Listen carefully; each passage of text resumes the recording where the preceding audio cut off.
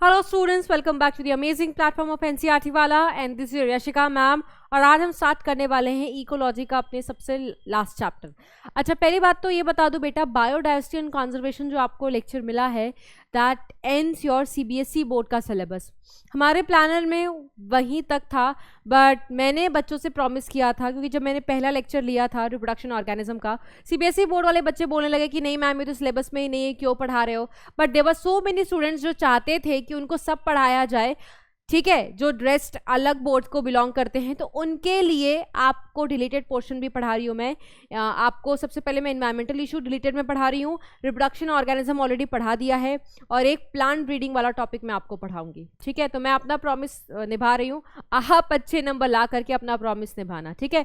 इस चैप्टर के आपको 2 लेक्चर्स मिलेंगे। Today we will talk about air pollution and the water pollution. अगले चैप्टर में जो रेस्ट ऑफ द पोर्शन है उसको सम अप करेंगे हम, ठीक है।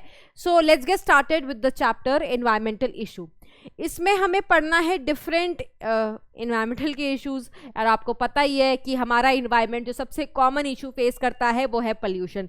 सारे बच्चों को पता होगा पोल्यूशन के बारे में। दिवाली आते ही दिल्ली का पोल्यूशन इतना बढ़ जाता है कि कंस्ट्रक्शन ही बंद कर दी जाती है। जो दिल्ली वासी है उनको पता होगा, वो पोल्यूशन से रिलेट कर पा रहे होंगे। जो पहाड़ों में रह रहे हैं, जो स्मॉल टाउन्स में रह रहे हैं, उनको स्वच्छ थोड़ा सा एयर मिलता होगा, बिकॉज वहाँ पर पोल्यूशन कम है। जहाँ पर पॉपुलेशन कम होगी वहाँ पर पोल्यूशन कम होगा। दिल्ली में जितने लोग नहीं है बेटा, उतने से ज़्यादा तो गाड़ियाँ हैं। ऐसा एनसीईआरटी लिखती है, अगर वेस्ट बंगाल और गुजरात जो बड़े बड़े स्टेट्स हैं, इनकी गाड़ियों को मिला दो तो भी दिल्ली का पीछा नहीं छोड़ सकते। Delhi is on the number 1। और जब इसकी रैंकिंग हुई थी कुछ एक ईयर में, आपको मैं पढ़ाऊंगी, तो ये 4th नंबर पर था। इट इज सो पोल्यूटेड, ठीक है। तो पोल्यूशन एक ऐसा इशू है जो हमारा इन्वायरमेंट फेस करता है। ग्लोबल वार्मिंग, ओजोन की डिप्लीशन जो हो रही है, पेड़ हम काट रहे हैं, लगा नहीं रहे हैं, ठीक है। तो this is creating a disbalance in the system, in the nature. उसी इश्यूज को हम एड्रेस करने वाले हैं और देखते हैं कितने बच्चों को इसका फर्क पड़ेगा। तो अपनी रोजमर्रा की जिंदगी में थोड़े चेंजेस लाएंगे कि पोल्यूशन नहीं करना चाहिए। जो हम कचरा क्रिएट करते हैं, चिप्स खाया, चिप्स का पैकेट फेंक दिया, पानी पिया, डिस्पोजेबल ऐसे ही फेंक दिया, एल्युमिनियम कैन से पूरी पेप्सी कोक पी ली, बट एल्युमिनियम कैंस ऐसे ही अगर सॉइल में फेंक दोगे, it is going to create the soil pollution, ठीक है। तो वही सारी चीज़ें हमें डिस्कस करना है। बहुत ही नॉर्मल चैप्टर है, बहुत ही इजी चैप्टर है, और ये सबने पढ़ा होगा बेटा। आजकल पोल्यूशन बचपन से ही, मतलब छोटे क्लासेस से पढ़ाना शुरू कर देते हैं। तो ऐसा कहानी की तरफ पढ़ते जाओ, एनसीईआरटी खोलोगे तुम्हारा उसी में सारा कुछ हो जाएगा, ठीक है। तो सबसे पहले देखो क्या लिखा हुआ है।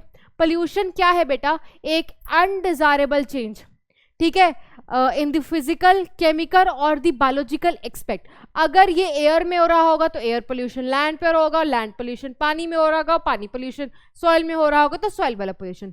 जो एजेंट्स पोल्यूशन कॉज करते हैं उनको हम पोल्यूटेंट्स कहते हैं। जैसे पेस्टिसाइड्स हैं, हम इस्तेमाल करते हैं पेस्ट को मारने के लिए, वो सॉइल को पोल्यूट कर रहे हैं, तो pesticide is what? It's a pollutant. Aluminium can से तुमने कोक तो पी ली, बट उसको फेंक दिया सॉइल में, तो वो क्या है? That is a pollutant.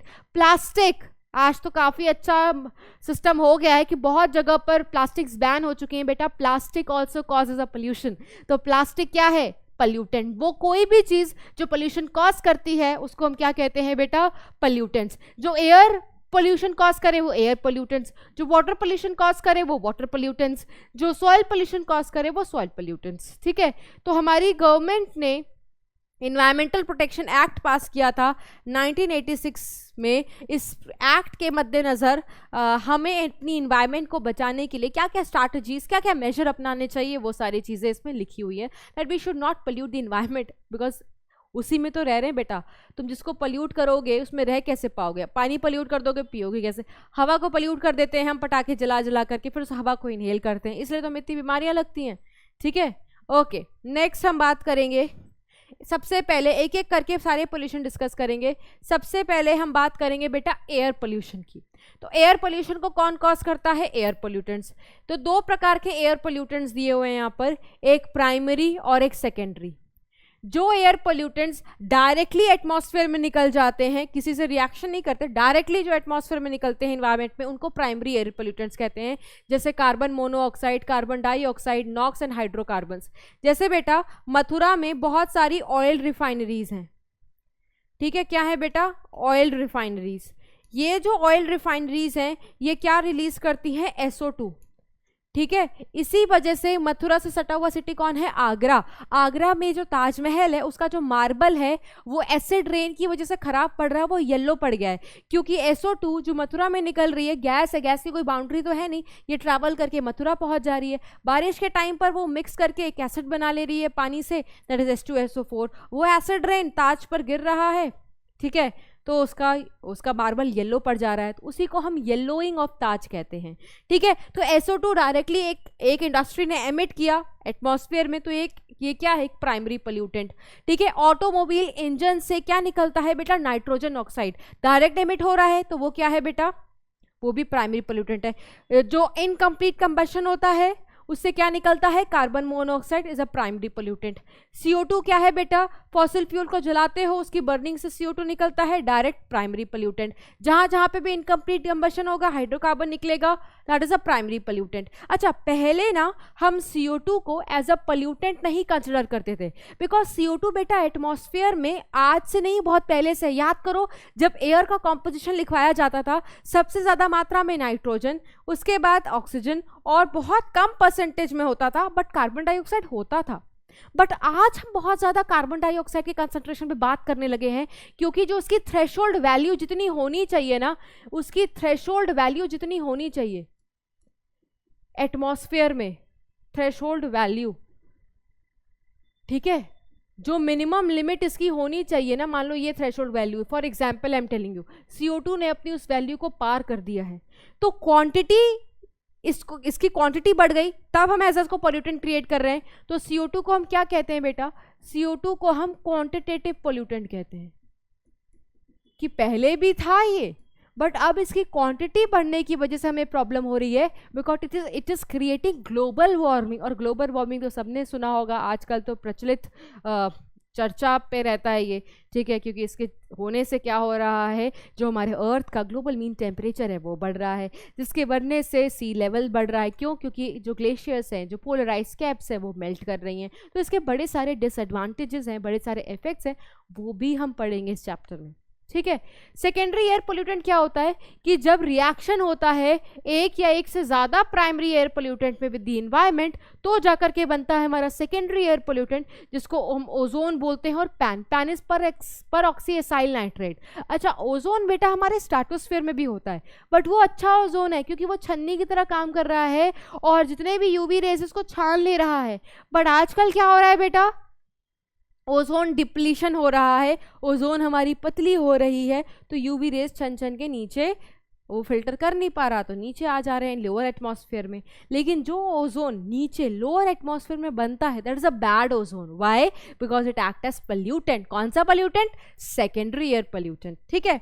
अब इसके अलावा हम दो मेजर पोल्यूटेंट्स पढ़ते हैं, to types of air pollutants. एक जो गैशियस के फॉर्म में होता है, और एक जो पर्टिकुलेट मैटर के फॉर्म में होता है। तो कौन कौन से पढ़ना है आपको? Carbon monoxide, NOx is a air pollutant. NOx का मतलब होता है ऑक्साइड्स ऑफ नाइट्रोजन, ठीक है। एक होता है सॉक्स, सॉक्स का मतलब ऑक्साइड्स ऑफ सल्फर, ठीक है। उसके बाद आपको एक पढ़ना है हाइड्रोकार्बन्स। यहाँ मैं CO2 नहीं लिख रही हूँ, बिकॉज CO2 बेटा पहले भी थी, इसको एज अ क्वांटिटेटिव पोल्यूटेंट लिया जाता है।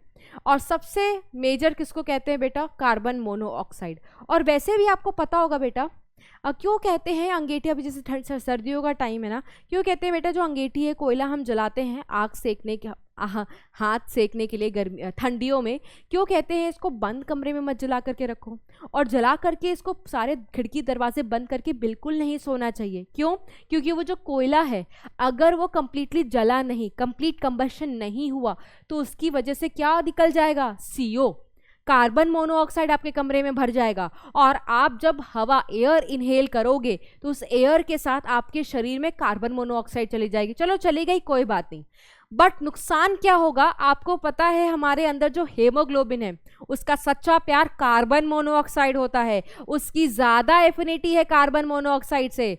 अगर उसको कार्बन मोनोऑक्साइड नहीं मिलता है तो हमारा CO2 के साथ वो बाइंड करता रहता है, बट जैसे ही CO भी है और CO2 भी है, तो हेमोग्लोबिन किसको चुनता है? कार्बन मोनोऑक्साइड को चुनता है, क्योंकि उसका प्यार, उसकी एफिनिटी कार्बन मोनोऑक्साइड से ज्यादा है। 11th क्लास में पढ़ा होगा, और वो बना लेते हैं कार्बोक्सी हेमोग्लोबिन, ठीक है। और कार्बोक्सी हेमोग्लोबिन ऑक्सीजन की बाइंडिंग कैपेसिटी कम कर देती है, हमें सफोकेशन होने लगता है, हमें प्रॉपर ऑक्सीजन मिलता ही नहीं, तो ये इतना खराब है। और अगर ऐसा आप करते हो तो साइलेंट डेथ होगी बेटा, आपको पता भी नहीं चलेगा कि उस रूम में जितने लोग सो रहे हैं वो कब मर जाएंगे, because of the suffocation, because they will not get the proper oxygen. और ये क्यों हुआ? क्योंकि कमरे में क्या भर गई थी? कार्बन मोनोऑक्साइड, ठीक है। तो carbon monoxide binds with haemoglobin to form carboxyhemoglobin,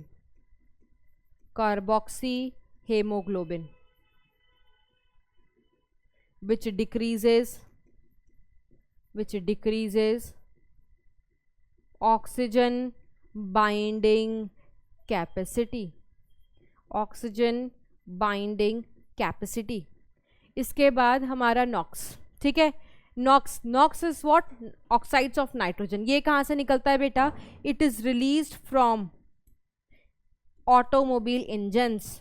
इसीलिए बेटा गाड़ियों में कैटालिटिक कन्वर्टर होते हैं, और इसीलिए जब हम पेट्रोल डीजल डलवाते हैं, तो अब तो वैसे बिना लेड वाला ही पेट्रोल डीजल मिलता है आपको पेट्रोल पंप पर, क्योंकि लेड वाला अगर आप अपने गाड़ी में ऐड कर लोगे पेट्रोल, तुम्हारा कैटालिटिक कन्वर्टर खराब हो जाएगा और नॉक्स का एमिशन बढ़ जाएगा, क्योंकि गाड़ी से अगर कैटालिटिक कन्वर्टर ना हो तो नॉक्स का एमिशन होता है। NOx is one of the air pollutant. Sulphur dioxide, sulphur pollutant कहाँ से निकलता है? तो अभी मैंने आपको बताया, ऑयल रिफाइनरीज। हाइड्रोकार्बन कहाँ से निकलता है बेटा? From incomplete combustion.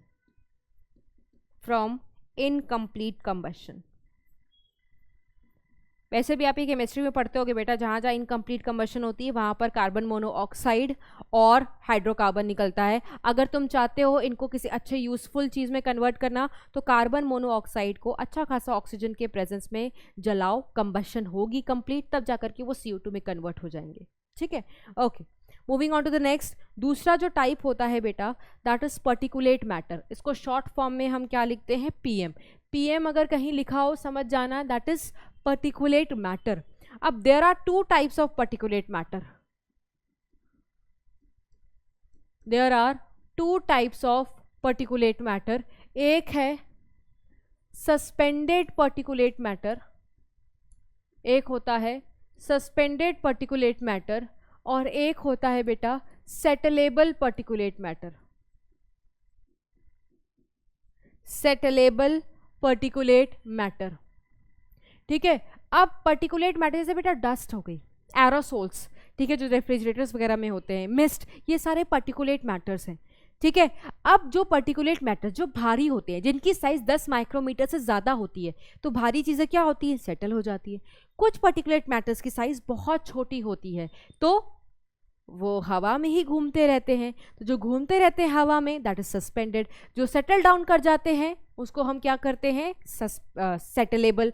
So particulate matter जिनकी साइज इज मोर देन और equal to 10 micrometre, that settles within a day.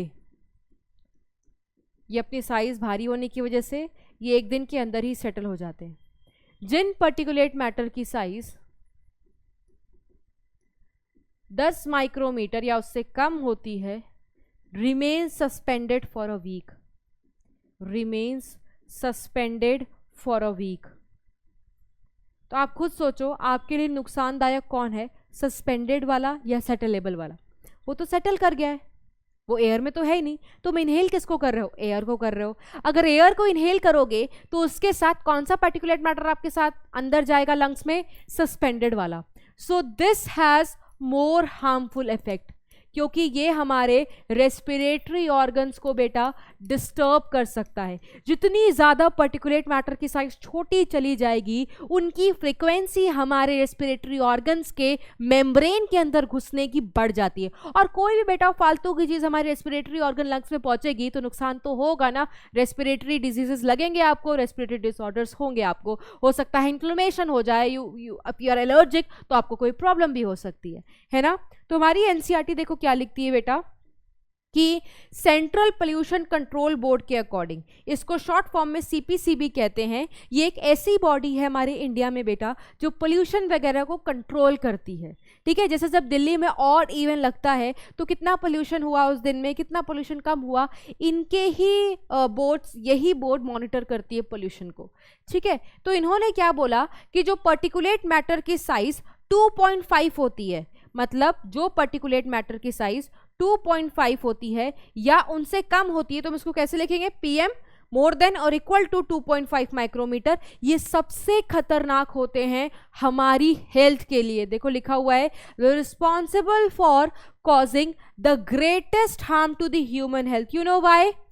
क्यों बेटा? मैं आपको बता देती हूँ, क्योंकि ये वाले जो PM 2.5 हैं, दे कैन easily cross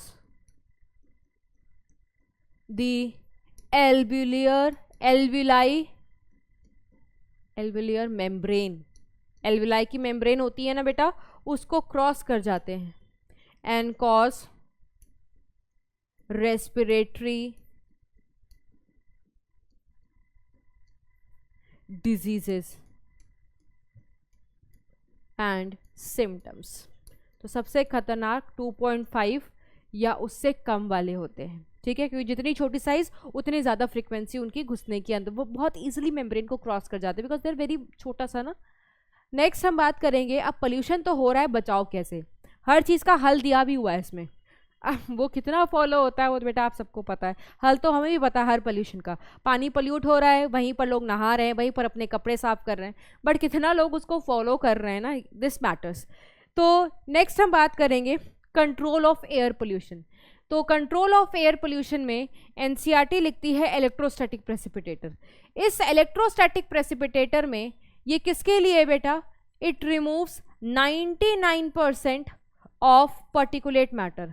अगर क्वेश्चन आता है पर्टिकुलेट मैटर के लिए कौन एफिशिएंट है, ठीक है, तो दैट इज इलेक्ट्रोस्टैटिक प्रेसिपिटेटर। जितने भी थर्मल पावर प्लांट्स होते हैं ना बेटा, उनके पास ये इलेक्ट्रोस्टैटिक प्रेसिपिटेटर होता है।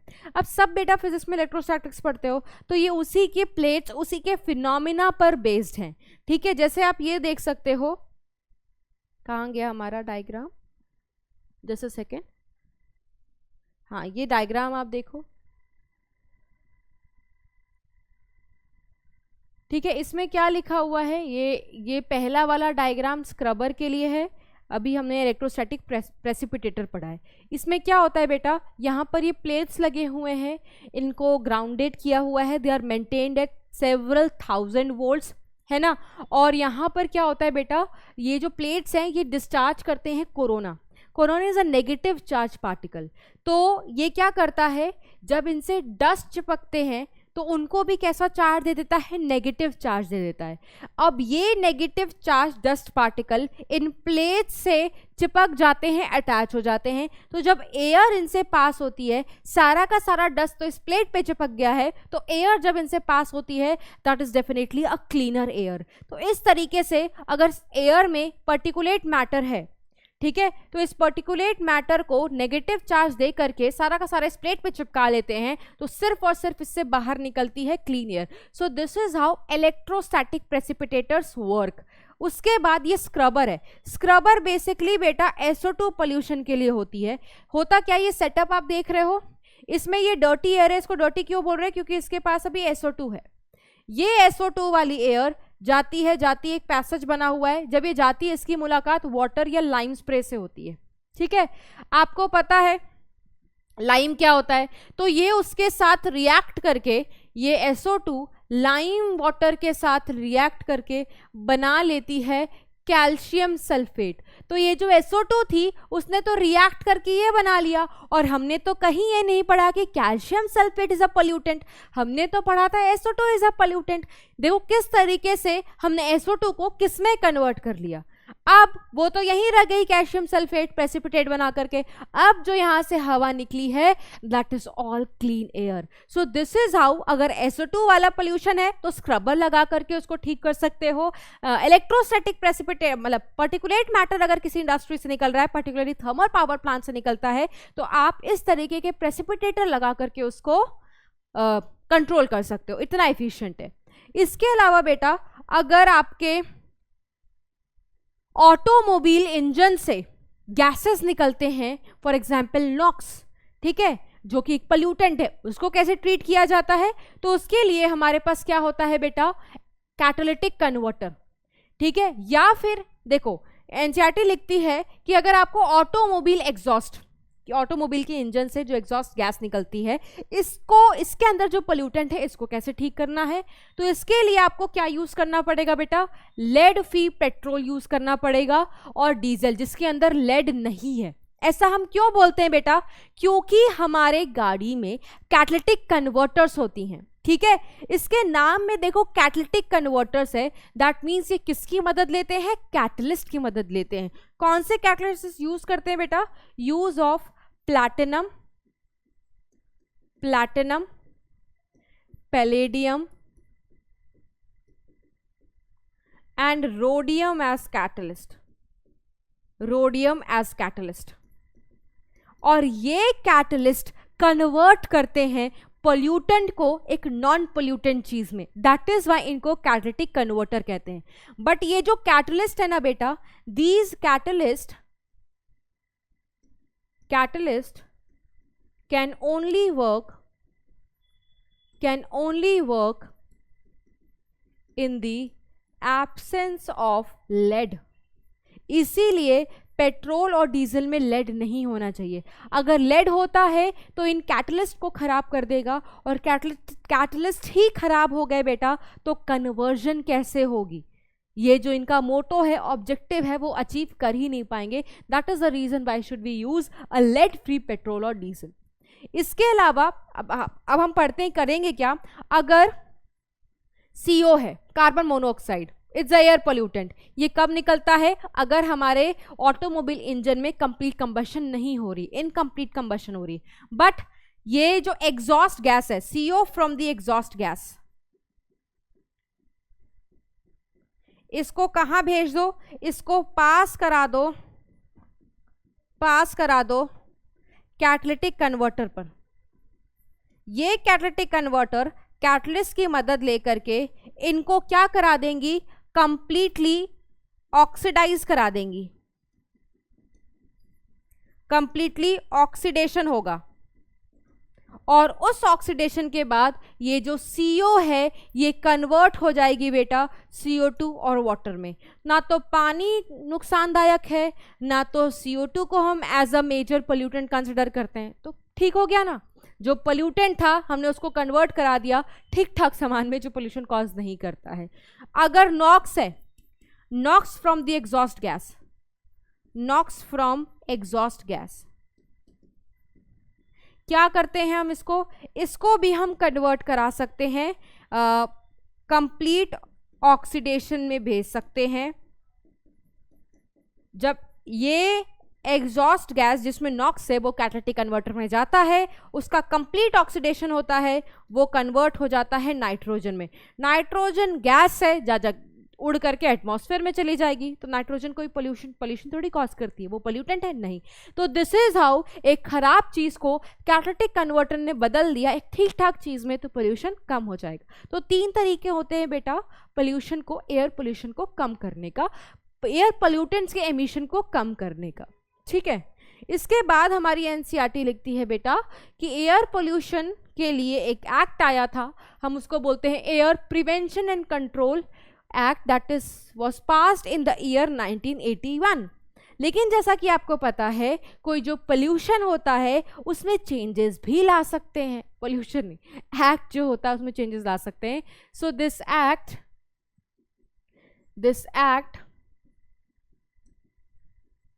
was amended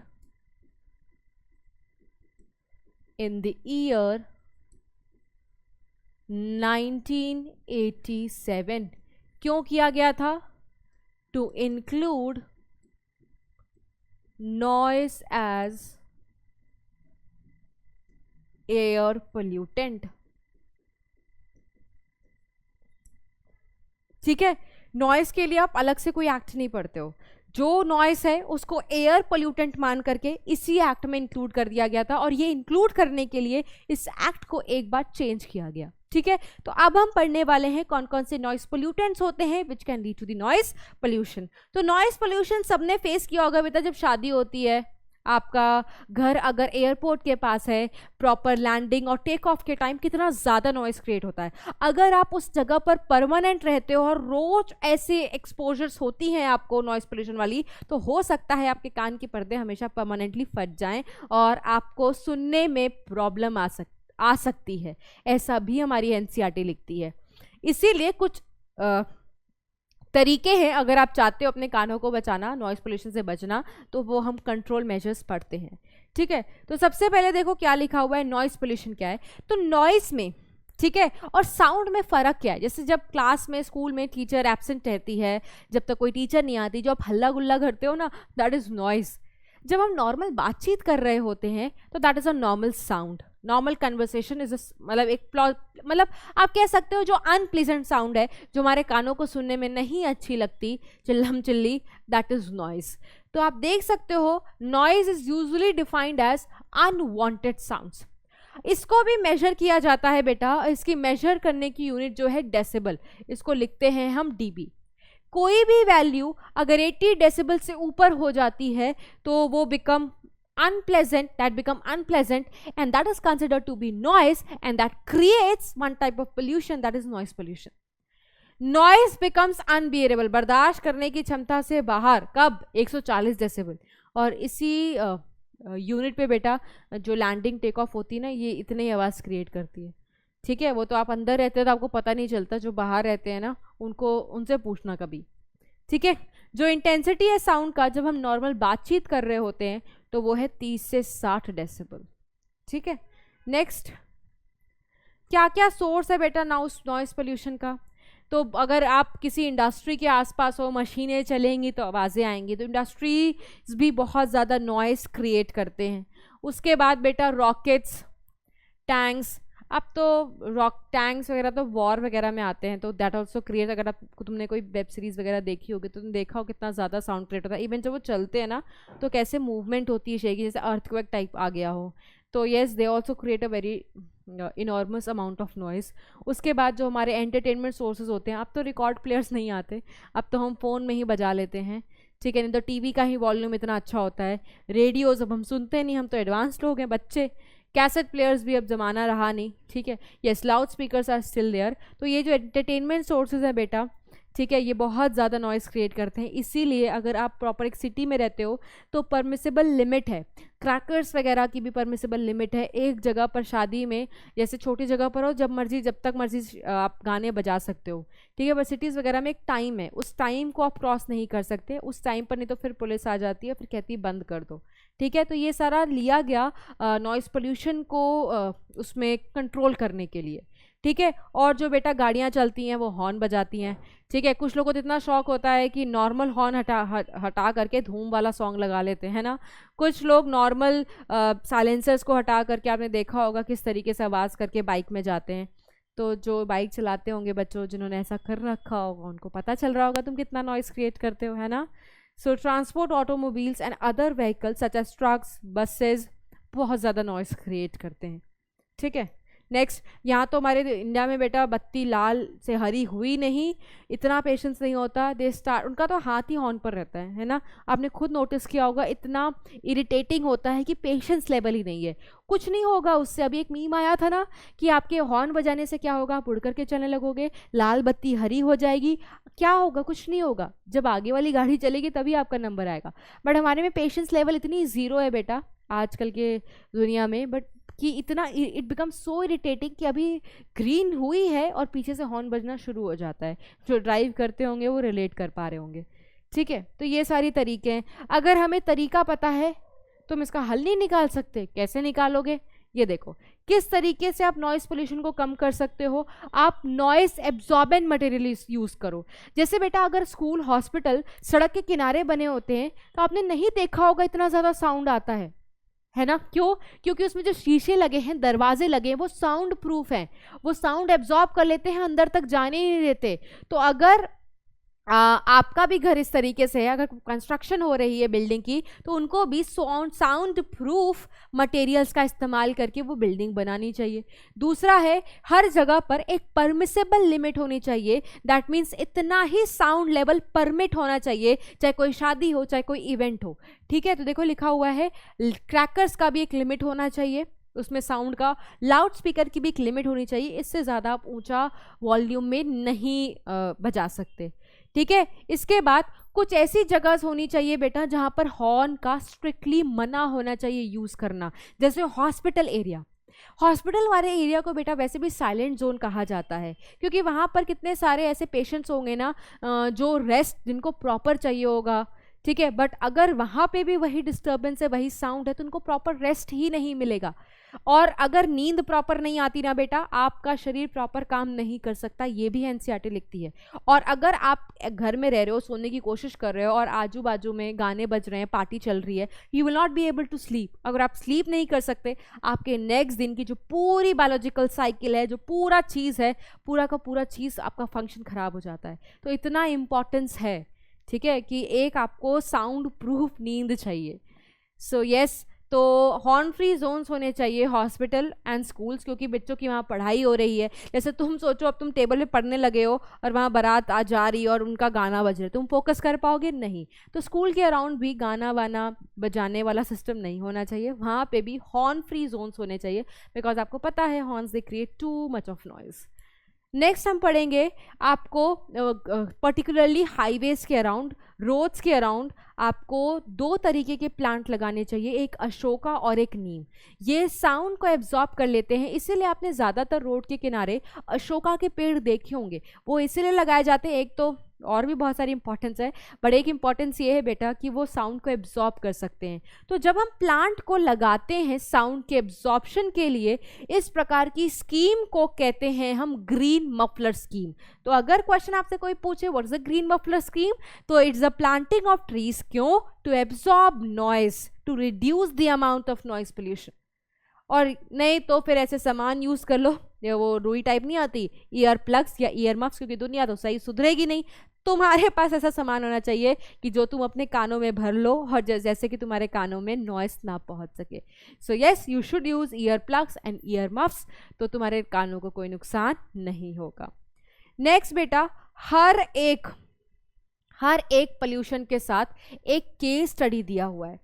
एयर पोल्यूशन के साथ भी एक केस स्टडी, उसमें एक लाइव एग्जाम्पल है किसी एक जगह का, जहाँ का एग्जाम्पल लेकर के आपको समझाना चाहते हैं कि अगर वहाँ का पोल्यूशन बढ़ रहा था तो क्या मेजर्स लिए गए, या तो गवर्नमेंट लेगी या तो वहाँ के लोकल लोग लेते हैं, ठीक है, उस जगह को बचाने के लिए। तो एयर पोल्यूशन के लिए दिल्ली का एग्जाम्पल लिया गया था। तो देखो क्या लिखा हुआ है, the case study for controlling vehicular air pollution. ठीक है, तो देखो क्या लिखती है एनसीईआरटी कि with its large population of vehicular traffic, Delhi leads the country in its level of air pollution. Being capital तो है ही, बट पोल्यूशन में भी अव्वल नंबर पर है दिल्ली। ठीक है, क्योंकि बहुत ज्यादा पॉपुलेशन है, सिटी छोटी है and highly populated, large amount of cars are there.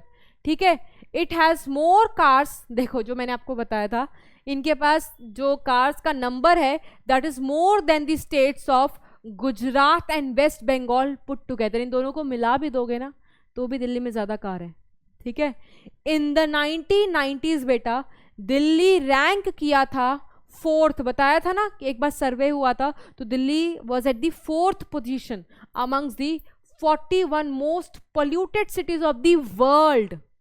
ठीक है, and thanks to us air pollution जो है प्रॉब्लम दिल्ली में, इट बिकेम सो सीरियस कि एक PIL फाइल हुई थी बेटा। PIL सबको पता होगा, आजकल तो कोई ना कोई PIL फाइल कर देता। उस टाइम पे भी पोल्यूशन इतना लेवल बढ़ गया था कि एक पब्लिक इंटरेस्ट लिटिगेशन फाइल हुई थी, जिसकी वजह से सुप्रीम कोर्ट को बीच में आना पड़ा, वो सारे नेसेसरी मेजर्स लेने पड़े कि किस तरीके से हम दिल्ली के एयर पोल्यूशन को कम कर सकते हैं, because it was so serious at that time.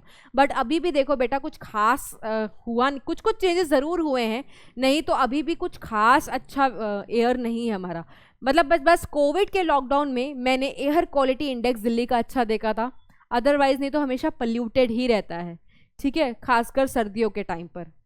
तो देखो क्या लिखा हुआ है, एक PIL फाइल हुई थी बेटा सुप्रीम कोर्ट में, after being censured very strongly by the Supreme Court under its directive, जो गवर्नमेंट थी that was asked to take within a specified time period appropriate measures including switching over the entire fleet of public transport. जब फटकार लगी, ठीक है, तो उन्होंने directions दिए गवर्नमेंट को कि भैया तुम्हें इस डेफिनेटिव पीरियड में कोई ना कोई कड़े कदम उठाने पड़ेंगे हमारे वेहिकुलर पोल्यूशन को कम करने के लिए दिल्ली में। और इन्होंने ये भी बोला कि अब तो ऐसा टाइम आ गया ना, इट्स अ हाई टाइम कि हम अपना जो मोड ऑफ ट्रांसपोर्ट का जरिया है, खासकर पब्लिक ट्रांसपोर्ट का, उसको पूरा का पूरा चेंज किया जाए। जैसे बेटा पहले ये PIL फाइल करने से पहले जितनी भी दिल्ली की बसेस थी, जितने भी पब्लिक ट्रांसपोर्ट थे, चाहे वो auto, they were made to run on petrol and diesels. But petrol and diesels बेटा बहुत पोल्यूशन रिलीज करते हैं, तो उस टाइम पर इट वाज मेड कंपलसरी कि जितने भी बसेस हैं दिल्ली की, उनको CNG पर चलाया जाए, दौड़ाया जाए, ना कि पेट्रोल और डीजल पर। तो देखो क्या लिखा हुआ है कि पूरा का पूरा स्विच किया गया डीजल से टुवर्ड्स compressed natural gas, ठीक है। all the buses of Delhi were converted to run on CNG by the year of 2002। 1919 में सीरियस हुआ था मामला, 2002 तक सॉल्व भी हो गया CNG का इस्तेमाल करके। अब आप ये पूछोगे कि वाई CNG बेहतर क्यों है डीजल से, तो बहुत रिस्पेक्ट में बेहतर है बेटा। एक तो ये इको फ्रेंडली है, कोई वेस्ट नहीं प्रोड्यूस करता, क्योंकि डीजल में अनबर्न चीज़ें रह जाती, यहाँ पर ऐसा कोई चीज़ नहीं अनबर्न रहेगा, सब कुछ। जैसे डीजल में इनकम्प्लीट कंबशन होती थी तो कार्बन मोनोऑक्साइड और हाइड्रोकार्बन बन सकता था, यहाँ पे ऐसा नहीं है। दूसरा, पेट्रोल और डीजल में मिलावट हो सकता है, इसमें नहीं, गैस है, ठीक है। और पहली चीज़, यहाँ तो पेट्रोल डीजल की चोरी भी हो जाती बेटा। इंडिया में कौन सी चीज़ नहीं है जो चोरी नहीं हो सकती? अभी बिहार में देखा था कि मतलब क्या क्या चीज़ें गायब कर जा रहे थे, मतलब चलती हुई ट्रेन से देवर स्टीलिंग दी, मतलब आई गेस वो ऑयल चोरी कर रहे थे या पता नहीं क्या था। क्या नहीं हो सकता बेटा चोरी? हमारे यहाँ जब मैं स्कूल में रहती थी, बहुत छोटा सा टाउन है, तो रात में लाइट ही चली जाती थी, पता चलता था सुबह चोर आए, क्योंकि लाइट जो वायर थी ना वो कॉपर की थी, और आपको पता है कॉपर थोड़ी महंगी होती है, तो वो बेच के पैसा कमा लेते होंगे। तो उनको जब बिजली के तार का डर नहीं लगता, तो पेट्रोल डीजल चलाने में इनको कितना टाइम लग जाएगा। बट इसकी पाइपलाइन ज़मीन के अंदर थी, ठीक है, तो इनको मिलावट और चोरी का इतना खतरा नहीं था। ये सारी हमारी NCERT लिखती है। तो देखो क्या लिखा हुआ है, सबसे पहला रीज़न अगर आपसे पूछा जाए कि why CNG is better over diesel, तो पहला रीज़न है कि CNG बहुत एफिशिएंटली बर्न होती है। दूसरा रीज़न है कि very little of its left unburned, ठीक है। तीसरा रीज़न है कि CNG बेटा सस्ती है पेट्रोल और डीजल से। अब थोड़ा कम हो गया है वो बार पेट्रोल और डीजल और CNG में, अब थोड़ा सा CNG पेट्रोल डीजल के नज़दीक पहुंच रही है, बट जिस टाइम पर आई थी there was a huge difference in the rate prices में, ठीक है। उसके बाद इसको चोर लोग चुरा नहीं सकते, और इसका एडल्ट्रेशन पेट्रोल डीजल की तरह नहीं हो सकता। ये 5 रीज़न तुम लिख दोगे, you will get the full marks. उसके बाद देखो क्या है, बट सबसे बड़ी प्रॉब्लम जो CNG के साथ आ रही थी वो उसकी पाइपलाइन लगाने में आ रही थी, ठीक है। पहले ना बहुत ज़्यादा जाम लगता था, आप देखना, क्योंकि बहुत लिमिटेड ऐसे पेट्रोल पंप्स थे जहाँ पर CNG अवेलेबल होता था, तो लंबी लंबी लाइंस लगती थी बेटा CNG वाले स्टेशंस पर CNG को भरवाने के लिए, आपने देखा होगा। लेकिन अब काफ़ी ज़्यादा स्टेशंस हैं, जैसे अब इलेक्ट्रिक व्हीकल्स का ज़माना आ रहा है, और आने वाला टाइम उसी का ही है। भले वो थोड़ी महंगी मिल रही हैं, बट बेटा एक ऐसा टाइम आएगा कि ये सारी चीज़ें बंद हो जाएंगी, क्योंकि आप कितनी भी महंगी गाड़ी खरीद लो, आपकी गाड़ी कितनी फॉर्च्यूनर ले लो बेटा 65 लाख की, बट उसका टाइम 10 साल का ही है दिल्ली में, तो ठीक है। आप 10 साल के बाद उसको नहीं चला सकते, बिकॉज वो पुरानी हो जाती है, और गवर्नमेंट का रूल है कि अगर आपकी गाड़ी पेट्रोल की है तो 15 साल तक, डीजल की है तो 10 साल का। बट खरीदो तुम इलेक्ट्रॉनिक वाली, चलाते जाओ जितने मर्जी तक, वो ख़राब नहीं हो सकती है। तो ये फ़ायदा है इलेक्ट्रॉनिक व्हीकल्स का कि महंगी ले लो, महंगी से महंगी ले लो और चलाते चलो, तुम्हें उसको फेज आउट, उसको निकालना नहीं पड़ता, उसको बेचना नहीं पड़ता, तुम रख सकते हो और चला सकते हो। नहीं तो लोग दूसरे स्टेट में बेच आते हैं, ठीक है, फिर नई गाड़ी खरीदते हैं। यही सिलसिला चलता रहता है 10 से 15 साल के हर इंटरवल के बाद। क्योंकि तुम्हारी गाड़ी पेट्रोल डीजल पर होगी। अब इलेक्ट्रिसिटी वाले व्हीकल्स के साथ अभी जो प्रॉब्लम है, जैसे हर छोटे छोटे जगह पर तो शायद उसके स्टेशंस भी नहीं होंगे जहाँ पर वो चार्ज कर सकते हैं। जैसे दिल्ली की अगर मैं बात करूँ तो यहाँ पर भी बहुत लिमिटेड स्टेशंस हैं जहाँ पर इलेक्ट्रॉनिक व्हीकल्स आपकी चार्ज हो सकती हैं।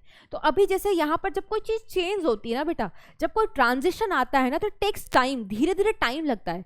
बट अभी भी मैं यहाँ पर जैसे बसेस तो इलेक्ट्रिक आ ही गई हैं, यहाँ पर मैं ऑटोज भी देखती हूँ बेटा इलेक्ट्रिक आ चुकी है। और बेटा बैठ के देखना, इतनी स्मूथ चलती है, ना कोई पोल्यूशन, ना कोई आवाज़, कोई आवाज़ नहीं आती, कोई साउंड क्रिएट नहीं होता। It's so smooth. नहीं तो बाकी वाले में बैठ जाओ तो खड़खड़ खड़खड़ खड़खड़ ही करती रहती हैं। सो create so much of noise और पोल्यूशन जो क्रिएट कर रही होंगी। चलो वो तो सीएनजी पर इतना नहीं कर रही होंगी, बट उससे बेहतर क्या है इलेक्ट्रॉनिक्स वाली। तो जैसे अभी हमें थोड़ा सा ट्रांजिशन में टाइम लग रहा है, सब कोई इलेक्ट्रिक नहीं खरीद रहा बिकॉज उनको लगता है घर पे चार्ज करना पड़ेगा। पंप सभी मतलब इलेक्ट्रिक वाले स्टेशन सभी कम है, ठीक है, तो अभी लोग नहीं खरीद रहे हैं। बट ऐसा सब समय आएगा बेटा, ठीक है, जब सब इस मोड को स्विच करेंगे, ठीक है। यस तो लेकिन शुरुआत में जैसे सीएनजी के लिए प्रॉब्लम आ रही थी, जैसा अभी इलेक्ट्रॉनिक वाली के लिए आ रही है, बहुत लिमिटेड पंप्स है तो वहाँ पर भी बहुत कम। सबसे बड़ी प्रॉब्लम यही थी सीएनजी की कि इनकी पाइपलाइंस को कैसे अंडरग्राउंड मतलब ले करें। तो this was the only challenge जो फेस कर रहे थे, ठीक है, इसके डिस्ट्रीब्यूशन को लेकर के, सो दैट इनकी जो सप्लाई हो वो अनइंटरप्टेड हो। साइमल्टेनियसली बेटा parallel steps were taken in Delhi for reducing vehicular air pollution, include phasing out of old vehicles। और क्या क्या चला बेटा, phasing out of old vehicle, जितने भी पुराने व्हीकल्स हैं, मतलब एक तो उन्होंने किया कि पब्लिक ट्रांसपोर्ट को सारा का सारा सीएनजी पे कर दिया। और क्या क्या साइमल्टेनियसली इन्होंने किया कि जितने भी पुराने व्हीकल्स हैं, पुराने व्हीकल्स बेटा पोल्यूशन बहुत क्रिएट करते हैं, तभी तुम्हें पोल्यूशन का एक पर्चा बनवाना पड़ता है ना, नहीं होता है तुम्हारे पास वो तो क्या होता है, चलान करता है। तो पुरानी गाड़ियों को फेस आउट करना इससे ज़रूरी, जितनी ज़्यादा पुरानी हो जाए ना उतनी वो बेकार हो जाती हैं, वो बहुत ज़्यादा पोल्यूशन क्रिएट करती हैं, इतनी एफिशिएंट नहीं रह जाता उनका इंजन कैटालिटिक कन्वर्टर जो उनके पोल्यूशन को कम कर सके, इसलिए पुरानी गाड़ियाँ हटानी पड़ती हैं, ठीक है। तो दूसरा और क्या किया था, अनलेडेड पेट्रोल किया था। पुराने ज़माने में लेड वाला पेट्रोल मिलता था, अब नहीं मिलता, ठीक है, क्योंकि कैटालिटिक कन्वर्टर हमारे ख़राब हो जाते थे। उसके बाद ऐसा पेट्रोल डीजल यूज़ करो बेटा जिसमें सल्फ़र वगैरह कंटेंट कम हो, कम सल्फ़र होगा कम बाहर आएगा, कम एरोबैटिक कंटेंट होगा तो हाइड्रोकार्बन का एमिशन भी कम होगा। और कैटालिटिक कन्वर्टर का इस्तेमाल करो कि सो दैट तुम जो भी अंदर कचरा बन रहा है, नॉक्स बन रहा है, कार्बन मोनोऑक्साइड बन रहा है, उसको हम ठीक ठाक में कन्वर्ट कर सके with the help of catalytic converter.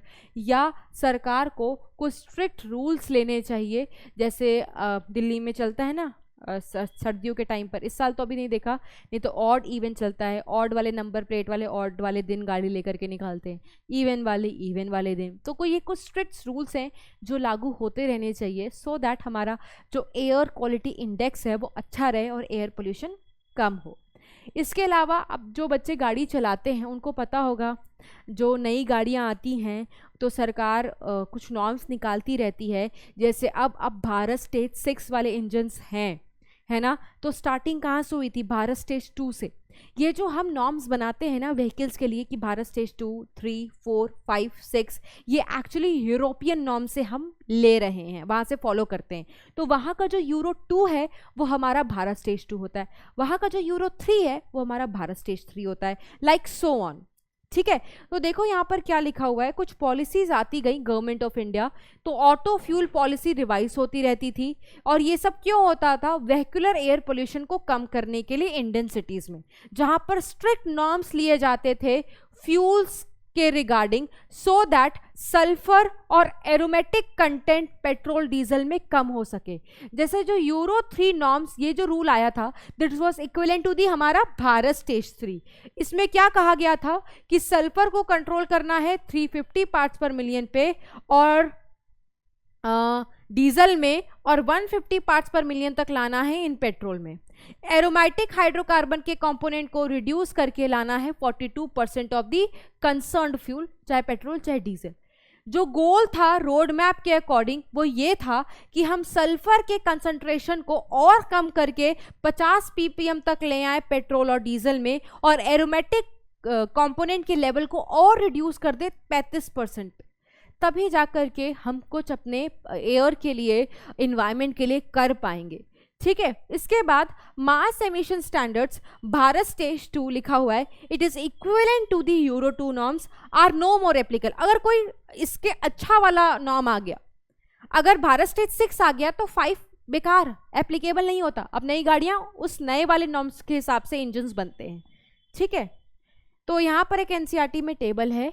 अगर आपके पास पुरानी एनसीईआरटी होगी तो यहाँ पर सिटीज के नाम होंगे कि जिन जिन सिटीज में वो नॉर्म एप्लीकेबल हो गया है। बड़ी नई एनसीईआरटी का स्क्रीनशॉट है, तो 2017 तक ये सारे norms all over through out the country India में एप्लीकेबल हो गए थे। सो ये हमारा है एयर पोल्यूशन का केस स्टडी जो हमने पढ़ लिया है, ठीक है। नेक्स्ट जो हम पढ़ेंगे बेटा, that will be water pollution, ठीक है। ओके, सो नेक्स्ट हम चलेंगे और बात करेंगे, जैसा कि मैंने आपको बताया, नेक्स्ट पोल्यूशन की, जिसका नाम है वाटर पोल्यूशन। वाटर पोल्यूशन के लिए भी एक एक्ट दिया गया था बेटा, और this act was given in the year 1974।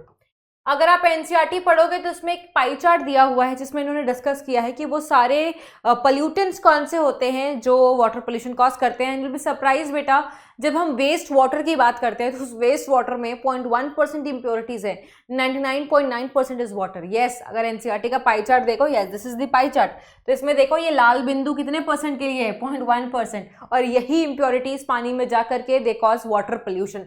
Rest it is what 99.9% is water. तो क्या क्या सारी इम्प्योरिटीज हैं जो जाकर के वाटर पोल्यूशन करती हैं, ठीक है, पोल्यूटेंट की तरह एक्ट करती है। तो देखो लिखा हुआ है सस्पेंडेड सॉलिड्स, जैसे जिसमें क्या आ जाएगा, सैंड आ जाएगा, सिल्ट आ जाएगा, क्ले आ जाएगा, ठीक है। ये सॉइल के टाइप्स हैं on the basis of size, ये जाकर के पानी में पोल्यूशन कॉज कर सकते हैं। कोलॉइडल मटेरियल, जैसे जिसमें क्या आ जाएगा, फीकल मैटर, ठीक है, बैक्टीरिया, क्लॉथ। आपने भी देखा होगा बेटा, हरिद्वार साइड आप घूमने जाते हो तो वो जो एरिया बना है जहाँ पे लोग स्नान करते हैं, वहाँ पर कितने सारे लोग अपने कपड़े भी छोड़ के चले जाते हैं। तो उनकी एक मिथ है, उनको किसी ने ऐसा कहा होगा करने के लिए। आप बिल्कुल, आप भगवान में आस्था रखो, बट ऐसी चीज़ मत करो जो इन्वायरमेंट, आप पढ़े लिखो बेटा, ठीक है, आप साइंस के स्टूडेंट्स हो, this is going to create a water pollution, ठीक है। तो कपड़े भी एक प्रकार के कोलॉइडल मटेरियल हैं, and it is considered to be one of the impurities which is responsible for causing water pollution. इसके अलावा पेपर के फाइबर्स, वैसे भी हमने माइक्रोब्स इन ह्यूमन वेलफेयर में पढ़ा था कि जो सीवेज होता है उसमें मेजर प्रपोर्शन किसका होता है बेटा, ह्यूमन एक्सक्रीटा का होता है, ठीक है। और उसमें कुछ चीज़ें बेटा डिजॉल्व हो सकती हैं, जैसे कुछ न्यूट्रिएंट्स हमेशा डिजॉल्व हो जाते हैं, like nitrate, ammonia, phosphate, sodium and calcium. तो ये सारे इम्प्योरिटीज़ है जो वेस्ट वाटर में पाए जाते हैं एंड पोल्यूशन कॉज करते हैं। अब हम एक एक करके पढ़ेंगे बेटा सारे के सारे वाटर पोल्यूशंस, ठीक है, जिसमें सबसे पहले आप देख रहे हो किसका नाम है, डोमेस्टिक सीवेज का। और ये तो हमने पढ़ ही लिया है डोमेस्टिक सीवेज, क्योंकि हमने सीवेज ट्रीटमेंट प्लांट पढ़ा था माइक्रोब्स इन ह्यूमन वेलफेयर में, याद आया, यस। तो डोमेस्टिक सीवेज क्या होता है बेटा, ये एक मोस्ट कॉमन सोर्स है पोल्यूशन का in the water bodies, and that is why हम सीवेज को बिना ट्रीट किए अपनी रिवर बॉडी में नहीं छोड़ सकते, बिकॉज अगर छोड़ देंगे it is going to create a enormous amount of pollution in the water body. तभी तो हमने सीवेज ट्रीटमेंट प्लांट्स के बारे में पढ़ा था, याद करो। अब मेरे कुछ सवाल हैं, कमेंट करके बताना कि जो ट्रीटमेंट होती है वो कितने स्टेप में कंप्लीट होती है। अगर आपको पानी डालना है, छोड़ना है रिवर में, तो प्राइमरी के बाद छोड़ सकते हो, हाँ या नहीं। और अगर वाटर बॉडी में छोड़ना है तो सेकेंडरी के बाद छोड़ोगे या टर्शरी के बाद छोड़ सकते हो। ये कुछ सवाल हैं, ये आपको बताने हैं कमेंट में। ये बताना है कि प्राइमरी फिजिकल था या बायोलॉजिकल था, सेकेंडरी फिजिकल था या बायोलॉजिकल ट्रीटमेंट था, और मैंने आपको टर्शरी ट्रीटमेंट के बारे में बताया था, तो वो कैसा प्रोसेस था उसका भी नाम आपको कमेंट में बताना। देखिए मेरे बच्चे कितना रिवाइज करते हैं और कितना पढ़ के आते हैं, ठीक है। सो देखो क्या लिखा हुआ है, सीवेज क्या जनरली इंक्लूड करता है बेटा, बायोडिग्रेडेबल पोल्यूटेंट्स, ठीक है, the which can be degraded, for example human faecal matter, सबसे ज़्यादा कॉम्पोजिशन इसका ही होता है। इसके अलावा बेटा सिर्फ एनिमल का, ह्यूमन का वेस्ट नहीं होता, एनिमल का वेस्ट भी होता है, और इसमें ऐसे बहुत सारे ऑर्गेनिक कंपाउंड्स होते हैं जो डिसॉल्व हो जाते हैं, और डिसॉल्व वाले ऑर्गेनिक कंपाउंड्स को आप हटा सकते हो with the help of secondary treatment, जिसको बायोलॉजिकल ट्रीटमेंट बोलते हैं, जिसमें फ्लॉक्स की मदद लेते हैं, फ्लॉक्स एक एरोबिक माइक्रोब्स था, याद करो बताया था। वो क्या करता है, सीवेज के ऑर्गेनिक मैटर को डाइजेस्ट करता है। तब तक डाइजेस्ट करेगा जब तक उस पानी का बीओडी घट नहीं जाता, और बीओडी घट जाएगा तो पोल्यूशन भी घट जाएगी। बीओडी भी एक्सप्लेन किया था बेटा, और बताया था कि अगर बीओडी ज़्यादा है दैट मीन्स उस पानी का पोल्यूशन भी ज़्यादा है। More the amount of BOD more is the amount of pollution. ठीक है, इसके लिए एनसीईआरटी एक ग्राफ देती है, देखो ये है, यहाँ पर वाई एक्सिस पर कंसंट्रेशन है। किसका कंसंट्रेशन है बेटा, डिजॉल्व्ड ऑक्सीजन और बीओडी का। बीओडी क्या है, बायोलॉजिकल ऑक्सीजन डिमांड। ये वो ऑक्सीजन डिमांड होती है जो फ्लॉक्स क्रिएट करते हैं। ठीक है, अगर फ्लॉक्स को पता चलेगा कि ज्यादा ऑर्गेनिक मैटर है तो उन ज्यादा ऑर्गेनिक मैटर को तोड़ने के लिए, डिकम्पोज करने के लिए उनको ज्यादा अमाउंट ऑफ ऑक्सीजन लगती है। और ये जो डिमांड है जो कौन क्रिएट करता है, वो एरोबिक माइक्रोब्स, वो flocs. This demand is said to be biological oxygen demand. अगर ये ज्यादा है तो आपको पता चल जाता है ऑर्गेनिक मैटर भी ज्यादा है, और ये पता चल जाता है उस पानी में पोल्यूशन भी उतना ज्यादा है। अगर बीओडी ज्यादा होता है डिसॉल्व्ड ऑक्सीजन कम होती है, अगर डिसॉल्व्ड ऑक्सीजन ज्यादा होगी तो बीओडी कम होगी। दोनों का वाइस वर्सा रिलेशन होता है। माइक्रोब्स इन ह्यूमन वेलफेयर का लेक्चर अगर भूल चुके होगे तो देख लेना, वहां समझाया था। ठीक है, तो आप देख सकते हो जैसे आपने सीवेज को डिस्चार्ज किया उस टाइम पर आप देखो, ये कौन सा ग्राफ है, ये बीओडी वाला ग्राफ है। उस टाइम पर देखो उस पानी का बीओडी कितना हाई है। अगर बीओडी हाई है दैट मीन्स पोल्यूशन हाई है, तो उस पानी का डिसॉल्व्ड ऑक्सीजन वाला ग्राफ देखना कितना कम है। अगर बीओडी ज्यादा है बेटा दैट मीन्स पोल्यूशन ज्यादा है, और पोल्यूशन में एक्वेटिक ऑर्गेनिज्म नहीं रहते हैं। इसलिए एनसीईआरटी ने यहाँ पर लिखा हुआ है कि फिश मरने लगती है और जितने भी क्लीन वाटर ऑर्गेनिज्म है वो डिसअपियर होने लगते हैं।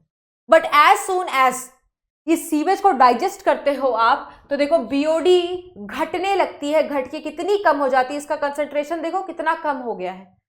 ठीक है, शुरुआत में इसका कंसंट्रेशन देखना कितना ज्यादा था, बट जब ट्रीटमेंट होती है तो बीओडी घट जाता है। बीओडी के घटने से क्या पता चलता है, पोल्यूशन भी घट चुकी है, ऑर्गेनिक मैटर भी पानी का घट चुका है। एंड जब ऐसा होता है तो डिसॉल्व्ड ऑक्सीजन जो पहले कितना कम था वो इंक्रीज होकर के देखो किस कंसंट्रेशन पे पहुंच जाता है। ठीक है, तो इसमें बस इतना बताया कि सीवेज तुरंत जब आता है, जब ट्रीटमेंट शुरू नहीं हुई है तो बीओडी उसका ज़्यादा है, डिसॉल्व्ड ऑक्सीजन कम है। ट्रीटमेंट के बाद बीओडी उसकी घट जाती है, डिसॉल्व्ड ऑक्सीजन बढ़ जाता है। डिसॉल्व्ड ऑक्सीजन के बढ़ने का मतलब है पोल्यूशन घट चुका है, और तब वहाँ पर जितने भी क्लीन वाटर ऑर्गेनिज्म हैं, मछलियाँ हैं, वो हंसी खुशी आपको नज़र आएंगी, because there is a plenty amount of oxygen जिनका इस्तेमाल करके वो अपना सर्वाइवल कर सकती हैं। इसके अलावा एनसीईआरटी लिखती है बेटा सब कुछ पैराग्राफ में है, इसीलिए मैंने आपको पॉइंट्स में लिख करके लाए हैं हेडिंग्स के फॉर्म में। एक होता है इंडस्ट्रियल एफ्लुएंट।